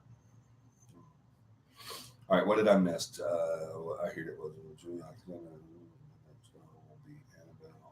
my next dolls will be Annabelle. I can't wait to see it, Donna. I will tell you about the house we lived in where the demon attached itself to me at your meet and greet. Awesome. If you come to the meet and greet, well, if you're hosting it, you got to come. So we ain't giving Melissa a chance to get out of this next one. But anyway, we'll finish up on that, then we'll get into that. But so everybody always asks me, well, what do you do when it's a demon? What do you do? I usually don't go over that outside of a classroom. I have a class right now called Paranormal 101. It's ghost hunting, the do's and don'ts of ghost hunting. I'm developing another 2 classes. I've already developed the case study class, and I've taught it a couple of times, but I've got to kind of tweak it a little bit. And we're doing I'm going to be doing a dealing with evil entities, dark and demonic and all of that. I'm going to be doing one of those too, but you have to be on the team for 2 years to take that class. So I'm not going to go into all the ifs and what ifs and hows and do's and don'ts of that, but I do want to talk a little bit about that before we get off demons. Once I've cleared the house, once all my people are gone, and I'm just going to say, like I said, I have someone in mind now that is going to stay the next time it happens, and because I want to start gearing them towards being able to do that on their own as well. But that hasn't happened yet, so I'm just going to say, what I do whenever I've cleared. Like I said, I don't tell them to go outside and smoke. Go to your cars, revamp, go start a case study or whatever like that. I'll tell them sometimes go start a case study at home. Go to your homes and start a case study, and y'all go do what you got to do. The investigation's over for you, and I'm going to stay. What I'm going to do is I'm going to at that point I'm going to, and if I'm alone, if the homeowner's not there or the property owner's not there, if it's just me, what I'm going to do is I'm going to first try to get a name. All right, that's the biggest thing in dealing with demons is getting a name. You can't command them without their names. You can, but it's easier. Let me put it that way. It's a whole big drawn out thing. Google it, and you'll understand. But when I say I'm not going to tell everybody everything on how to do that, that doesn't mean you can't go learn it and research it for yourself. Please do. I always want you guys to do that. I've said that a million times on here. But what I'm going to do is I want to try to get a name of that demon. I want to try to get how to I want to be able to confront them, basically. The best way to get them to present or manifest is to get their name, basically. Once you do that, a lot of times they don't have a problem. TV kind of makes it look like they have a problem with giving your names. Like if you watch they're like, will be defeated. You can't defeat a demon by knowing its name. You can get it to manifest and to know what you're dealing with, and see if you want to continue that or not by knowing its name. But as far as getting it, how on earth did that happen? Wow. But as far as getting it to go just by knowing its name, no, that's not going to happen.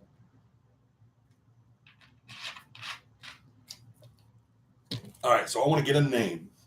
Excuse me. I want to get a name, and I want to get. I want to know as much as I can about the reason why it is there. I want to know if it's there because of a person. Remember, it's not bound there. Okay, like we was talking about earlier, someone said, can a house be possessed, or can an object be possessed, or stuff? No, they're not going to possess an inanimate object. That's all Hollywood, y'all. I so wished everybody would get over that. It's all Hollywood. They're not gonna. They can attach themselves, and they will attach themselves to a person and to a family. Remember, their whole reason for being in existence is evil, is to bring about evil, to disperse good and kindness, is to get to bring the light away from you.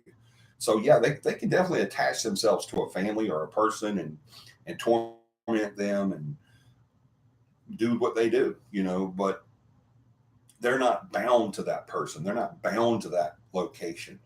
And when I say location, I mean house or factory or building or area or creek or cemetery or whatever. They're not bound there. There's nothing binding them. Remember, God gave Satan control of the earth. Go to Job. Go to the book of Job and read that. It's one, because it's freaking phenomenal reading. It's one of my favorite books of the Bible.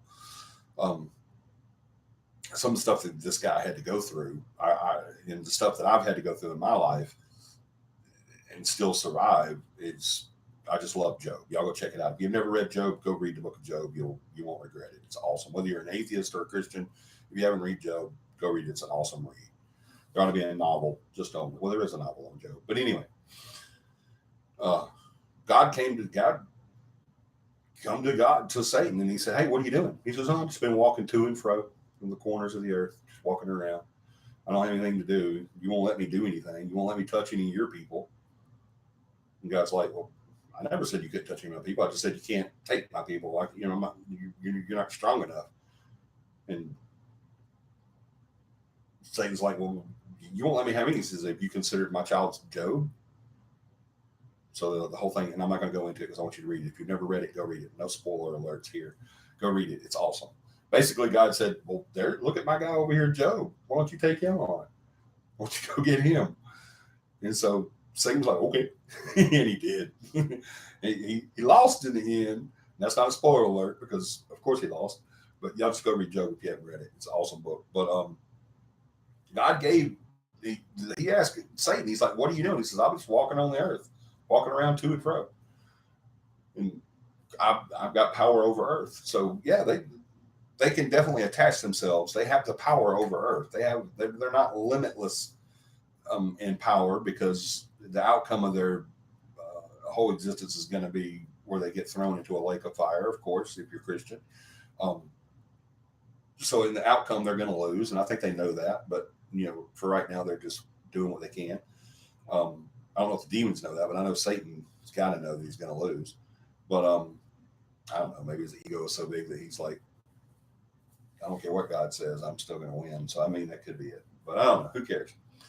Come in. I have one left. There you go. Thank you. You're welcome, baby.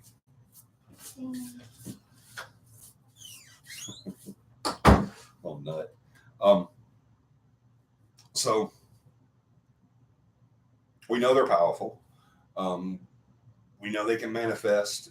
And the best way to get them to do that is usually to know their name. So try to get that. If they won't tell you your name, you can. That's why you want it before you even think about confronting one. Go do your research on demons. Do what you got to do. Find out the background. Find out what people are going through. That can help you find a name. I promise you it can. Find out what seems to be the outcome, what their want is. Um, and then a lot of times, if you do your research on the different demons, you can usually tell, okay, well, this had this, and this happened. That might be this person. And believe me, they're ego driven too, just like Satan is. So if you speak their name, you're going to know it. And I'm kind of slacking on this. I'm sorry. Have to go blah blah blah. We'll subscribe, and we have plenty of videos to check out here. And oh, okay, doesn't impart you more authority to have the homeowner there. They do now. They all are they all hideous. Um, Sandra, I don't know what you mean by they do now, but are they all hideous? The ones I've seen have been, yeah, pretty hideous. But a part of me believes that they don't have to be hideous. We had a pretty dark entity that manifested itself as in a girl, a small child. I don't want to say that was demonic yet. Um, I think it was just dark, but yeah, I think that they can manifest themselves into something that you would be more apt to talk to. But the at the end of the day, they're going to show their true colors because that's what they want. All right. Um, does it impart you more authority to have the homeowner there? No, it doesn't impart me any authority to have the homeowner there, but it imparts them authority, not the demons, but the homeowner. It's good to have the homeowner there, but in the cases of demonic, they usually will not be there. You usually can't talk them into being there.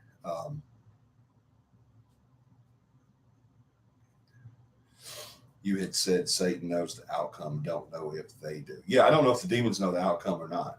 Absolutely. Oh, they do now. That's what you're saying now. I got you. I got you. Yeah. Satan might believe, but I think down deep in he knows. Just like he knew that he couldn't be God, he knows the outcome of that fight.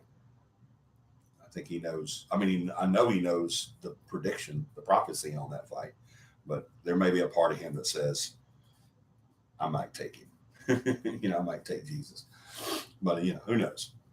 Who cares what he thinks? But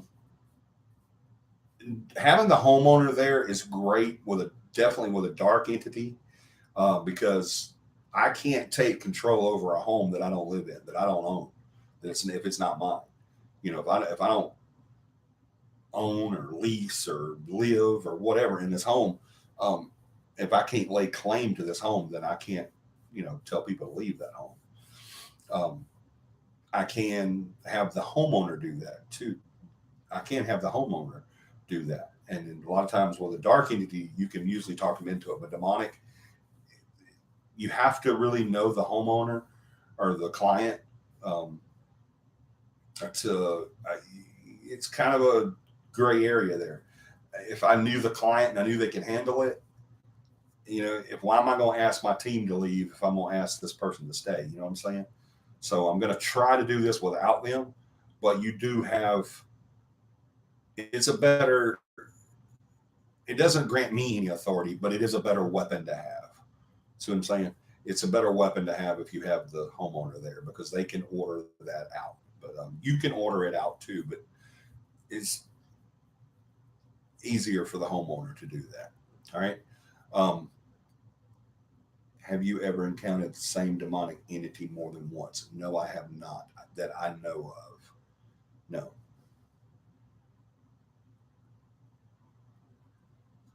Okay. I read that right. I didn't think I read it right. Aren't you worried about your own spiritual as well as physical safety? I'm worried about my physical safety sometimes, yeah. But I'm not going to let it just have the client and the home because I'm worried about my physical. I'm not worried about my spiritual because remember, it has no more power over me than I allow it to have. But yeah, it does make me, I am nervous sometimes over my physical safety because I don't want to hurt. I don't do pain well. I'm not a good friend of pain.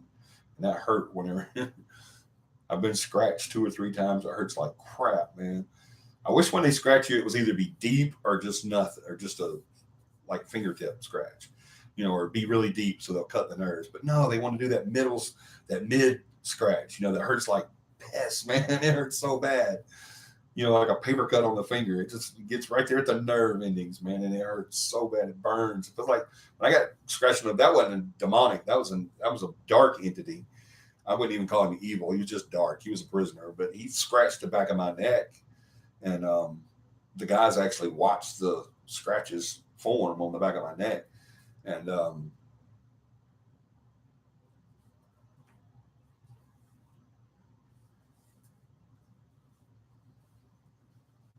did y'all see that? There's nothing up there that would make that. That was weird. But anyway, oh, it's that blue bag. That's what it is. Okay, cool. Anyway, yeah, that hurt like crap. It felt like somebody was holding a daggum iron on the back of my neck. I told them, I said, guys, my neck is on fire.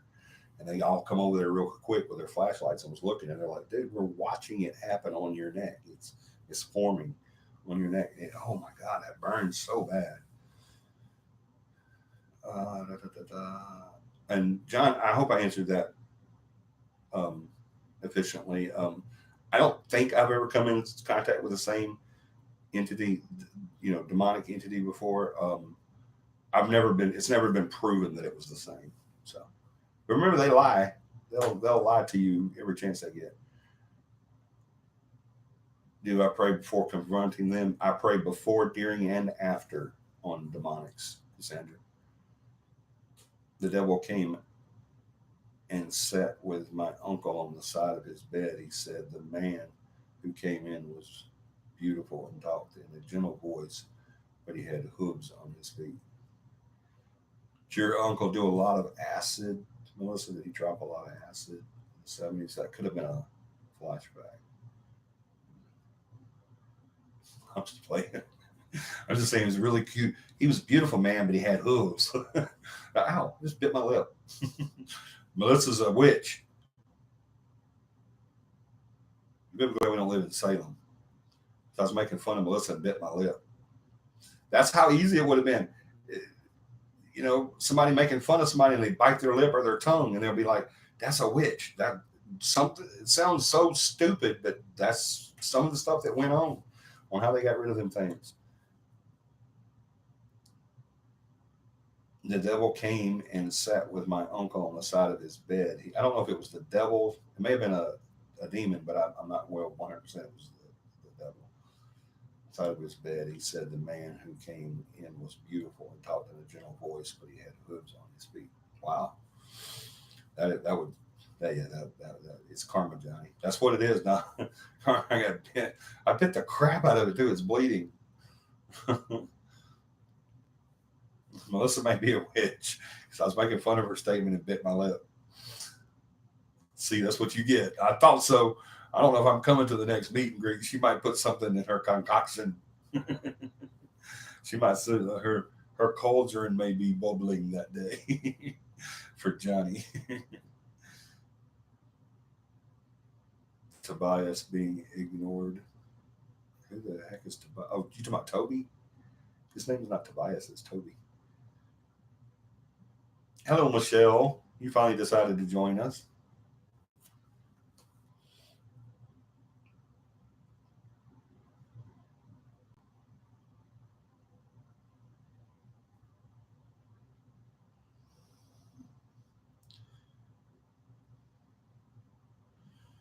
Y'all, does anybody heard from Katie?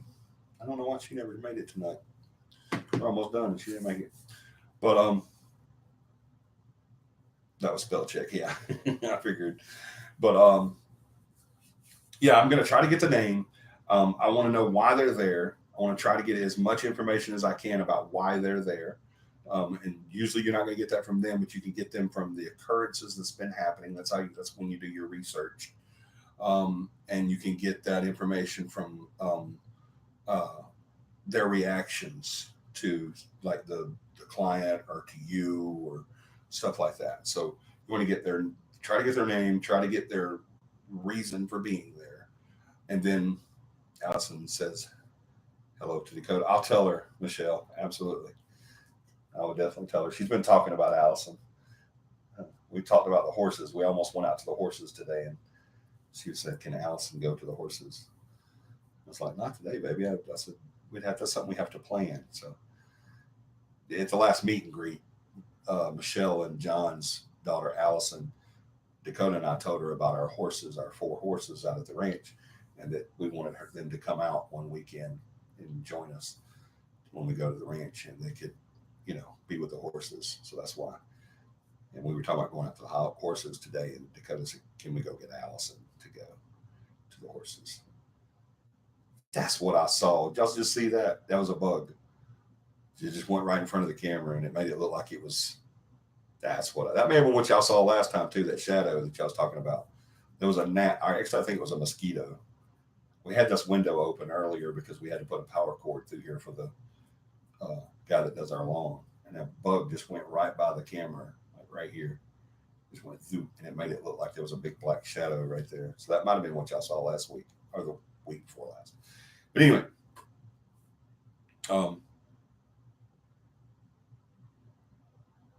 I'm very curious about voodoo.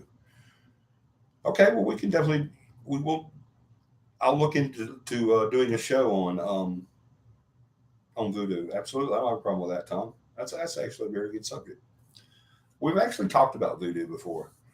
We've went into voodoo and witchcraft and stuff like that. But yeah, we can do a whole show on freaking voodoo. But yeah, we'll definitely talk about that sometime, Tom. Absolutely, thank you. I love it when you guys suggest topics for us to do. She wants to know if she can come tomorrow. Well, we're not going tomorrow, but yeah, we need to plan that very soon, very very soon. Absolutely. Um, and it doesn't have to be. If we shouldn't have to wait to whenever John and me and Michelle and your Michelle can. It may be a time that you guys can just come up, just you and her, Michelle, because I know how John's schedule is. It's just as bad as mine, but y'all can come up, just you and Allison, and meet up with Michelle and Dakota and the girls and go up. It doesn't have to be a weekend thing. But anyway, get those things down. Name, reason for being there, um, and power. That's another thing you want to know is what their power, how powerful are they? They do seem to have levels of power.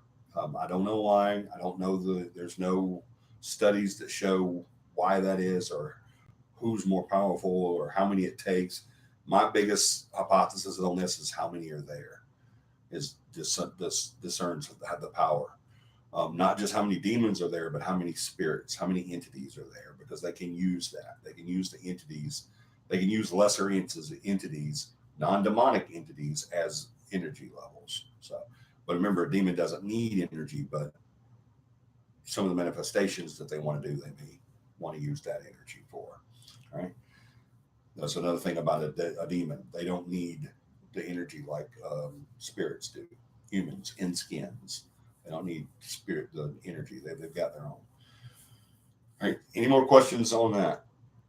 I'm not going to go into what I do once I know all of that stuff. That's going to be part of the class, and that's something that I don't like going 100% into what I do. I don't mind talking about demons and the back origins. We didn't go as deep as I really wanted to go, but I didn't want to go super duper duper duper duper duper deep. And we didn't go into classifications of demons. That might be something that we do on our next on the voodoo part, because that could actually witchcraft and voodoo and stuff like that actually, and black magic actually ties into the classifications of demons. So we might do that really soon. I'm not gonna say we'll do it next week, but we may do that really really soon. So thank you, Tom, for suggesting that. That's actually pretty cool. That's kind of a segue to this topic. So yeah, I didn't think about that. Yeah, so yeah, we may do that. The black arts and stuff like that can and black magic and stuff can definitely segue into the different types and the different classifications.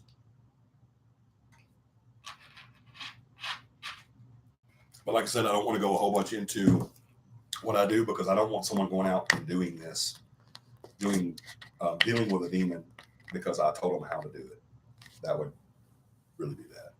So drink water. It's more fun. No, thank you, turkey. You drink water. All right, let's get rid of the complete freaking morons.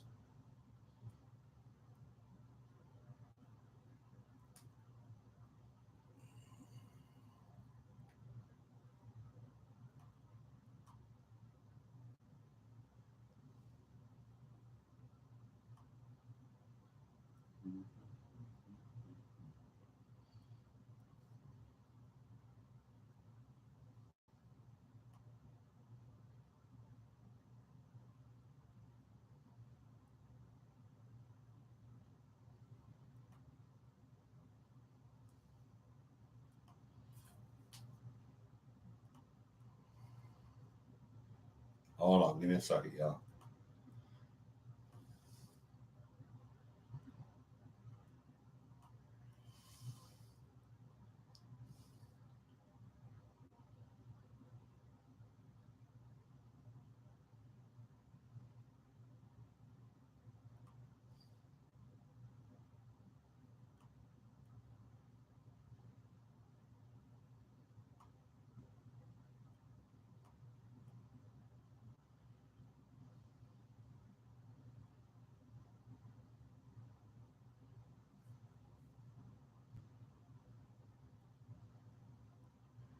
Hold on.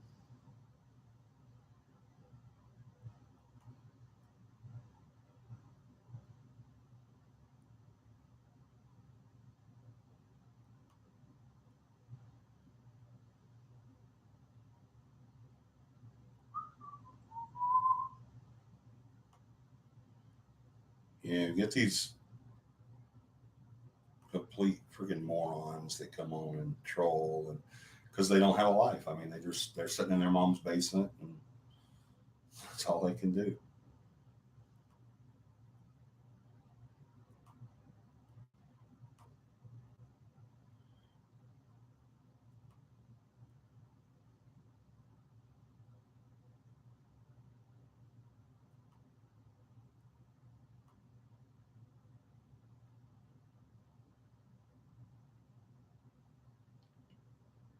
All right, guys, I think we're going to stop for tonight.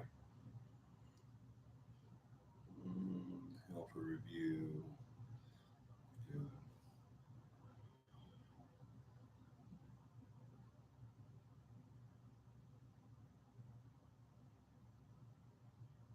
No, we're not going to stop. Hold on. This morons have no.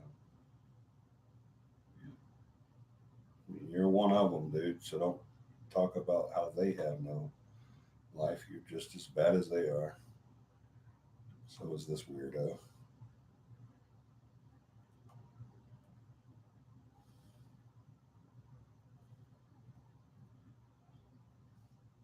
Oh, there it is. That's how I do it. Aha, gotcha.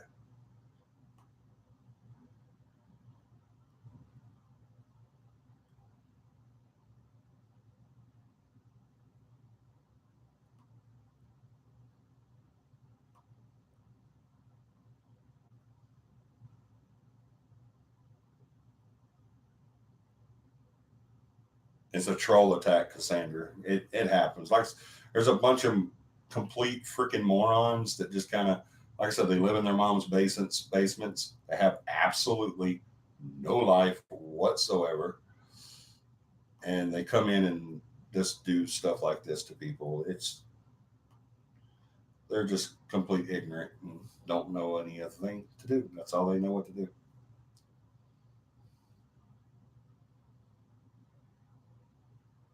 It was a demonic attack. There you go.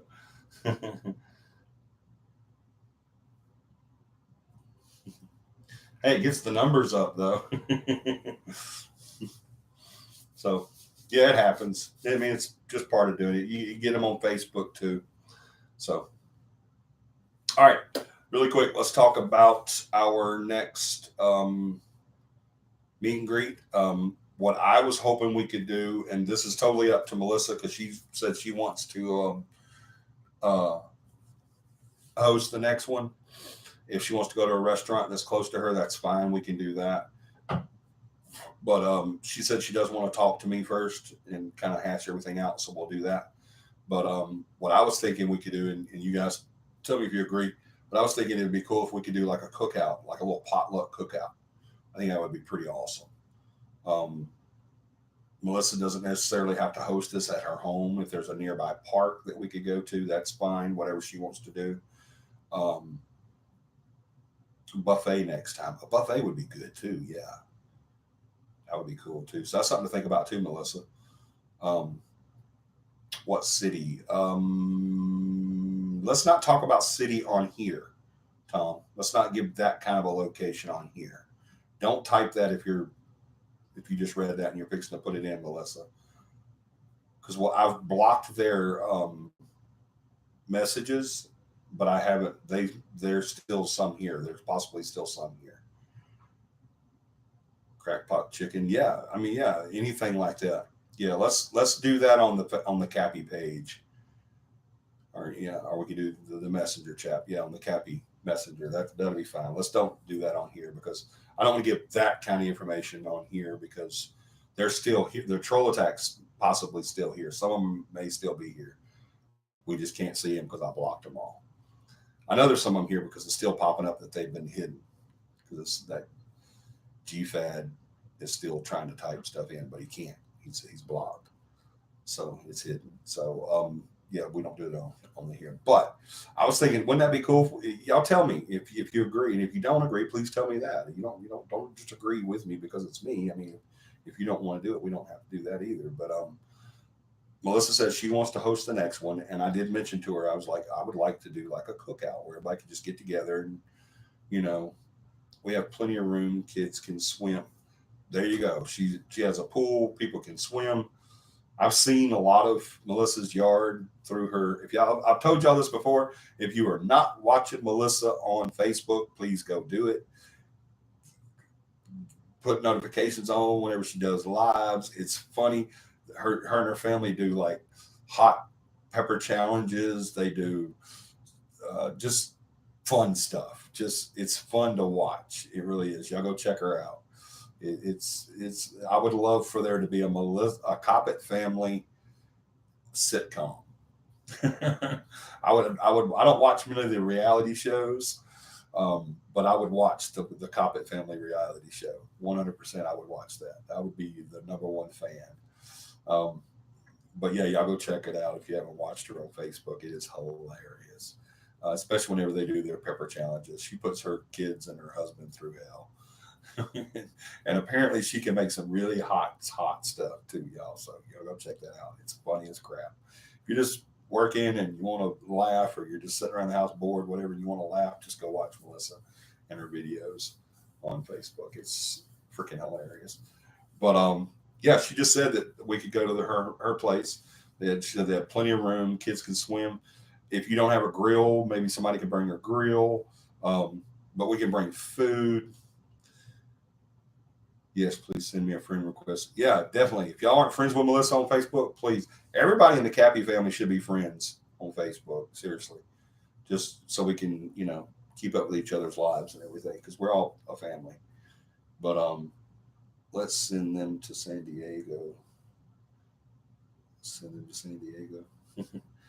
I don't know if we are friends. Yeah, if you're not friends with her, definitely go get friends with Melissa Coppett on Facebook because it is a blast. I'm not kidding. You won't regret her videos. Her videos are funny. And she even has a little shopping thing that she does on there too. I think some sort of raffle thing or something like that. I don't know. I haven't checked that part out yet. I need to, but I just never get a chance to. But yeah, y'all go check it out. If you are in the messenger, then add me. Yeah, absolutely. But I was thinking, and y'all still hadn't said anything. Y'all tell me if you don't want to, if you just want to go to restaurants, that's fine too. We can do that. I just thought it would be more intimate if we went to, like, she's already said we could come to her house. She has a pool that kids can swim in. There's plenty of room. She has a big yard. Um, if y'all want to do that, let me know. I think it would be cool to get together in an intimate setting instead of. I agree, Tom. Let's send the trolls to San Diego. I agree. I wish I could. Um, they're still, y'all can't see it, but I can. They're still popping stuff up, trying to get on here, but and it's pissing them off because we can't see them. So I think most of them are gone now though, because it's down. It was up to like 15. So hey, they just got my numbers up, and it doesn't take long to get rid of them, get rid of their comments. So, but anyway, and I can go back and block them too. So anyway, um, but everybody, like one person be in charge of bringing drinks, and or just bring what you want to drink. I don't know how she feels about alcohol being there, so that's something Melissa we'll talk about that and figure all that out. So if y'all want to bring alcohol, we'll hold up on that.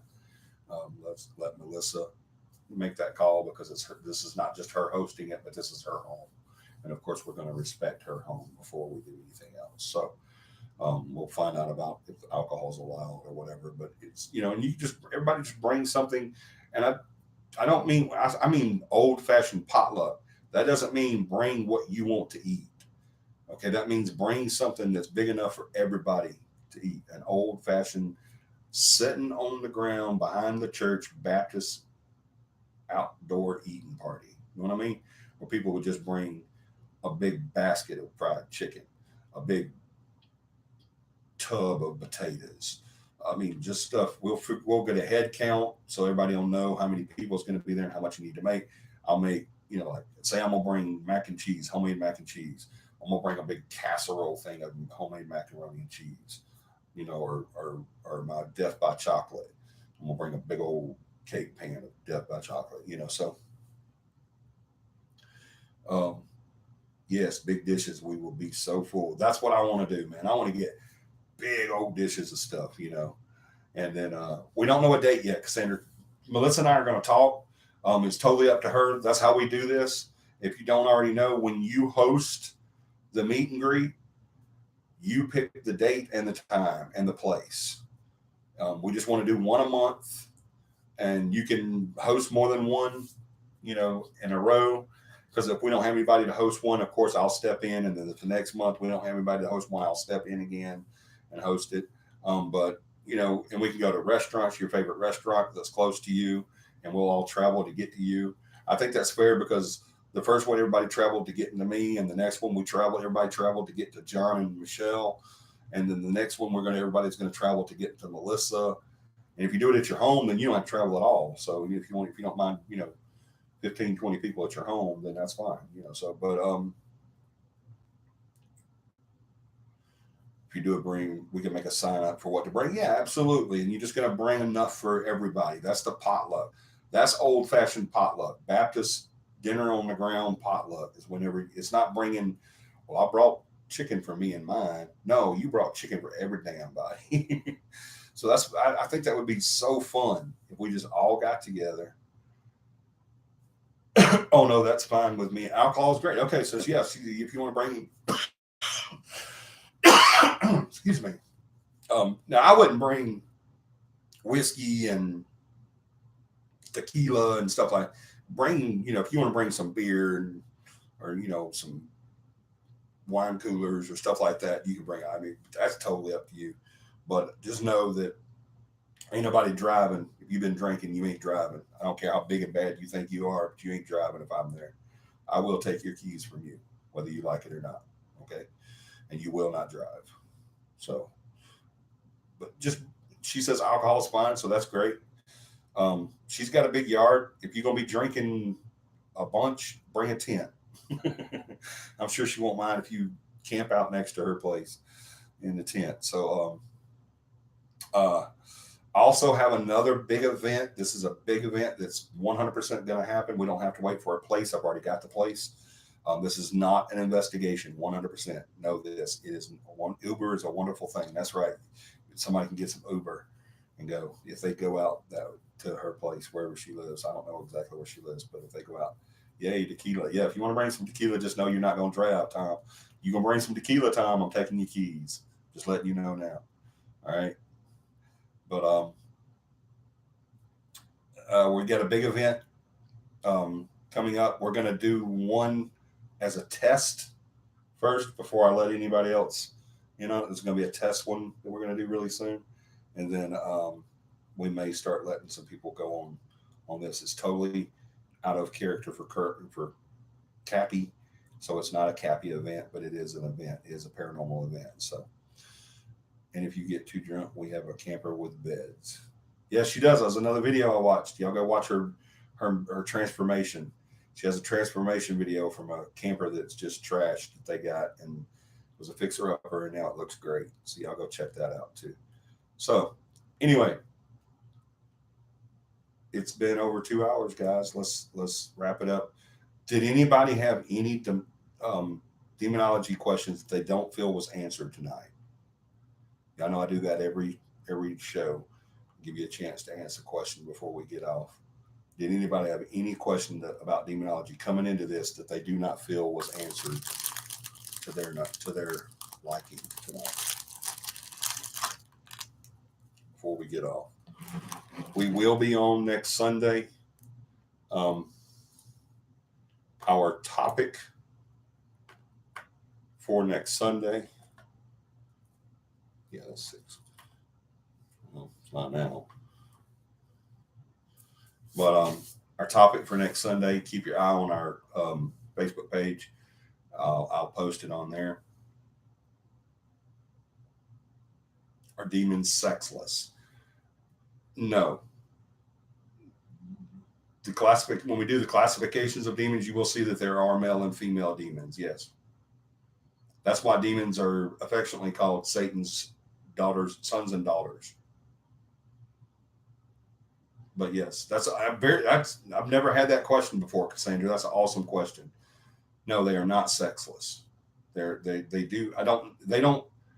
It's not necessarily a classification sex.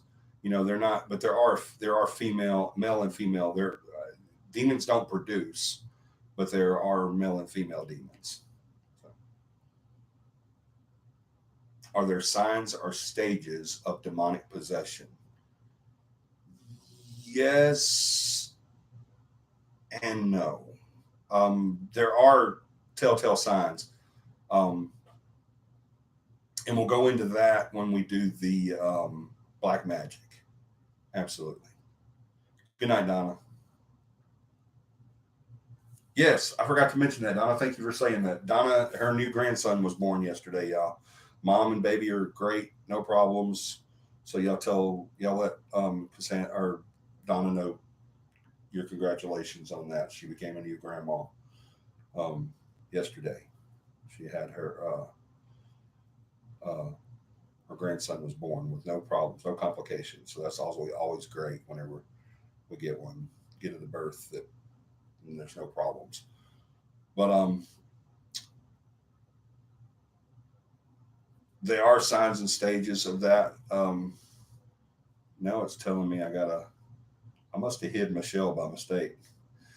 I'm sorry, Michelle. I think I hid you earlier whenever I was troll killing. I think I hid you. Want pics? Okay, yeah, we absolutely will. Yeah, I want to see some pics too. But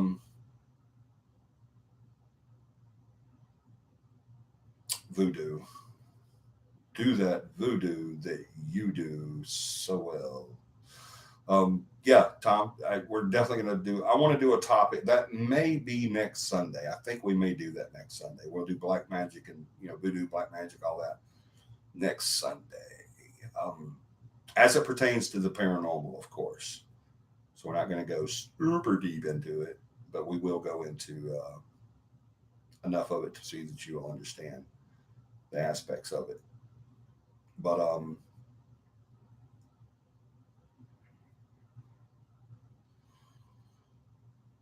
we'll also look into the classification. When you say signs and stages of a demonic possession, that kind of goes into there's different signs and symptoms. Let's say it that way, of a demonic possession on the different classifications of them. So that's definitely part of the different classifications. We'll go into that on the black magic part of it.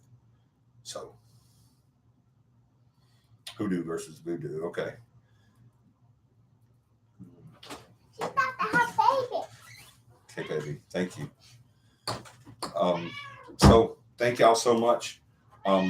Right now, it depends on how much time I have to do research this coming week. But right now, just keep your eye on the Facebook page because the topic for next week is subject to change, but right now I'm leaning towards doing what Tom has been asking all night about is voodoo and classifications, demology, um, and because that'll play into a lot of the black magic part of it.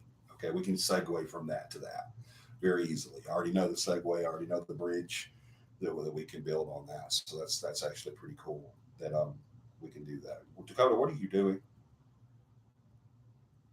Huh? No, you wasn't.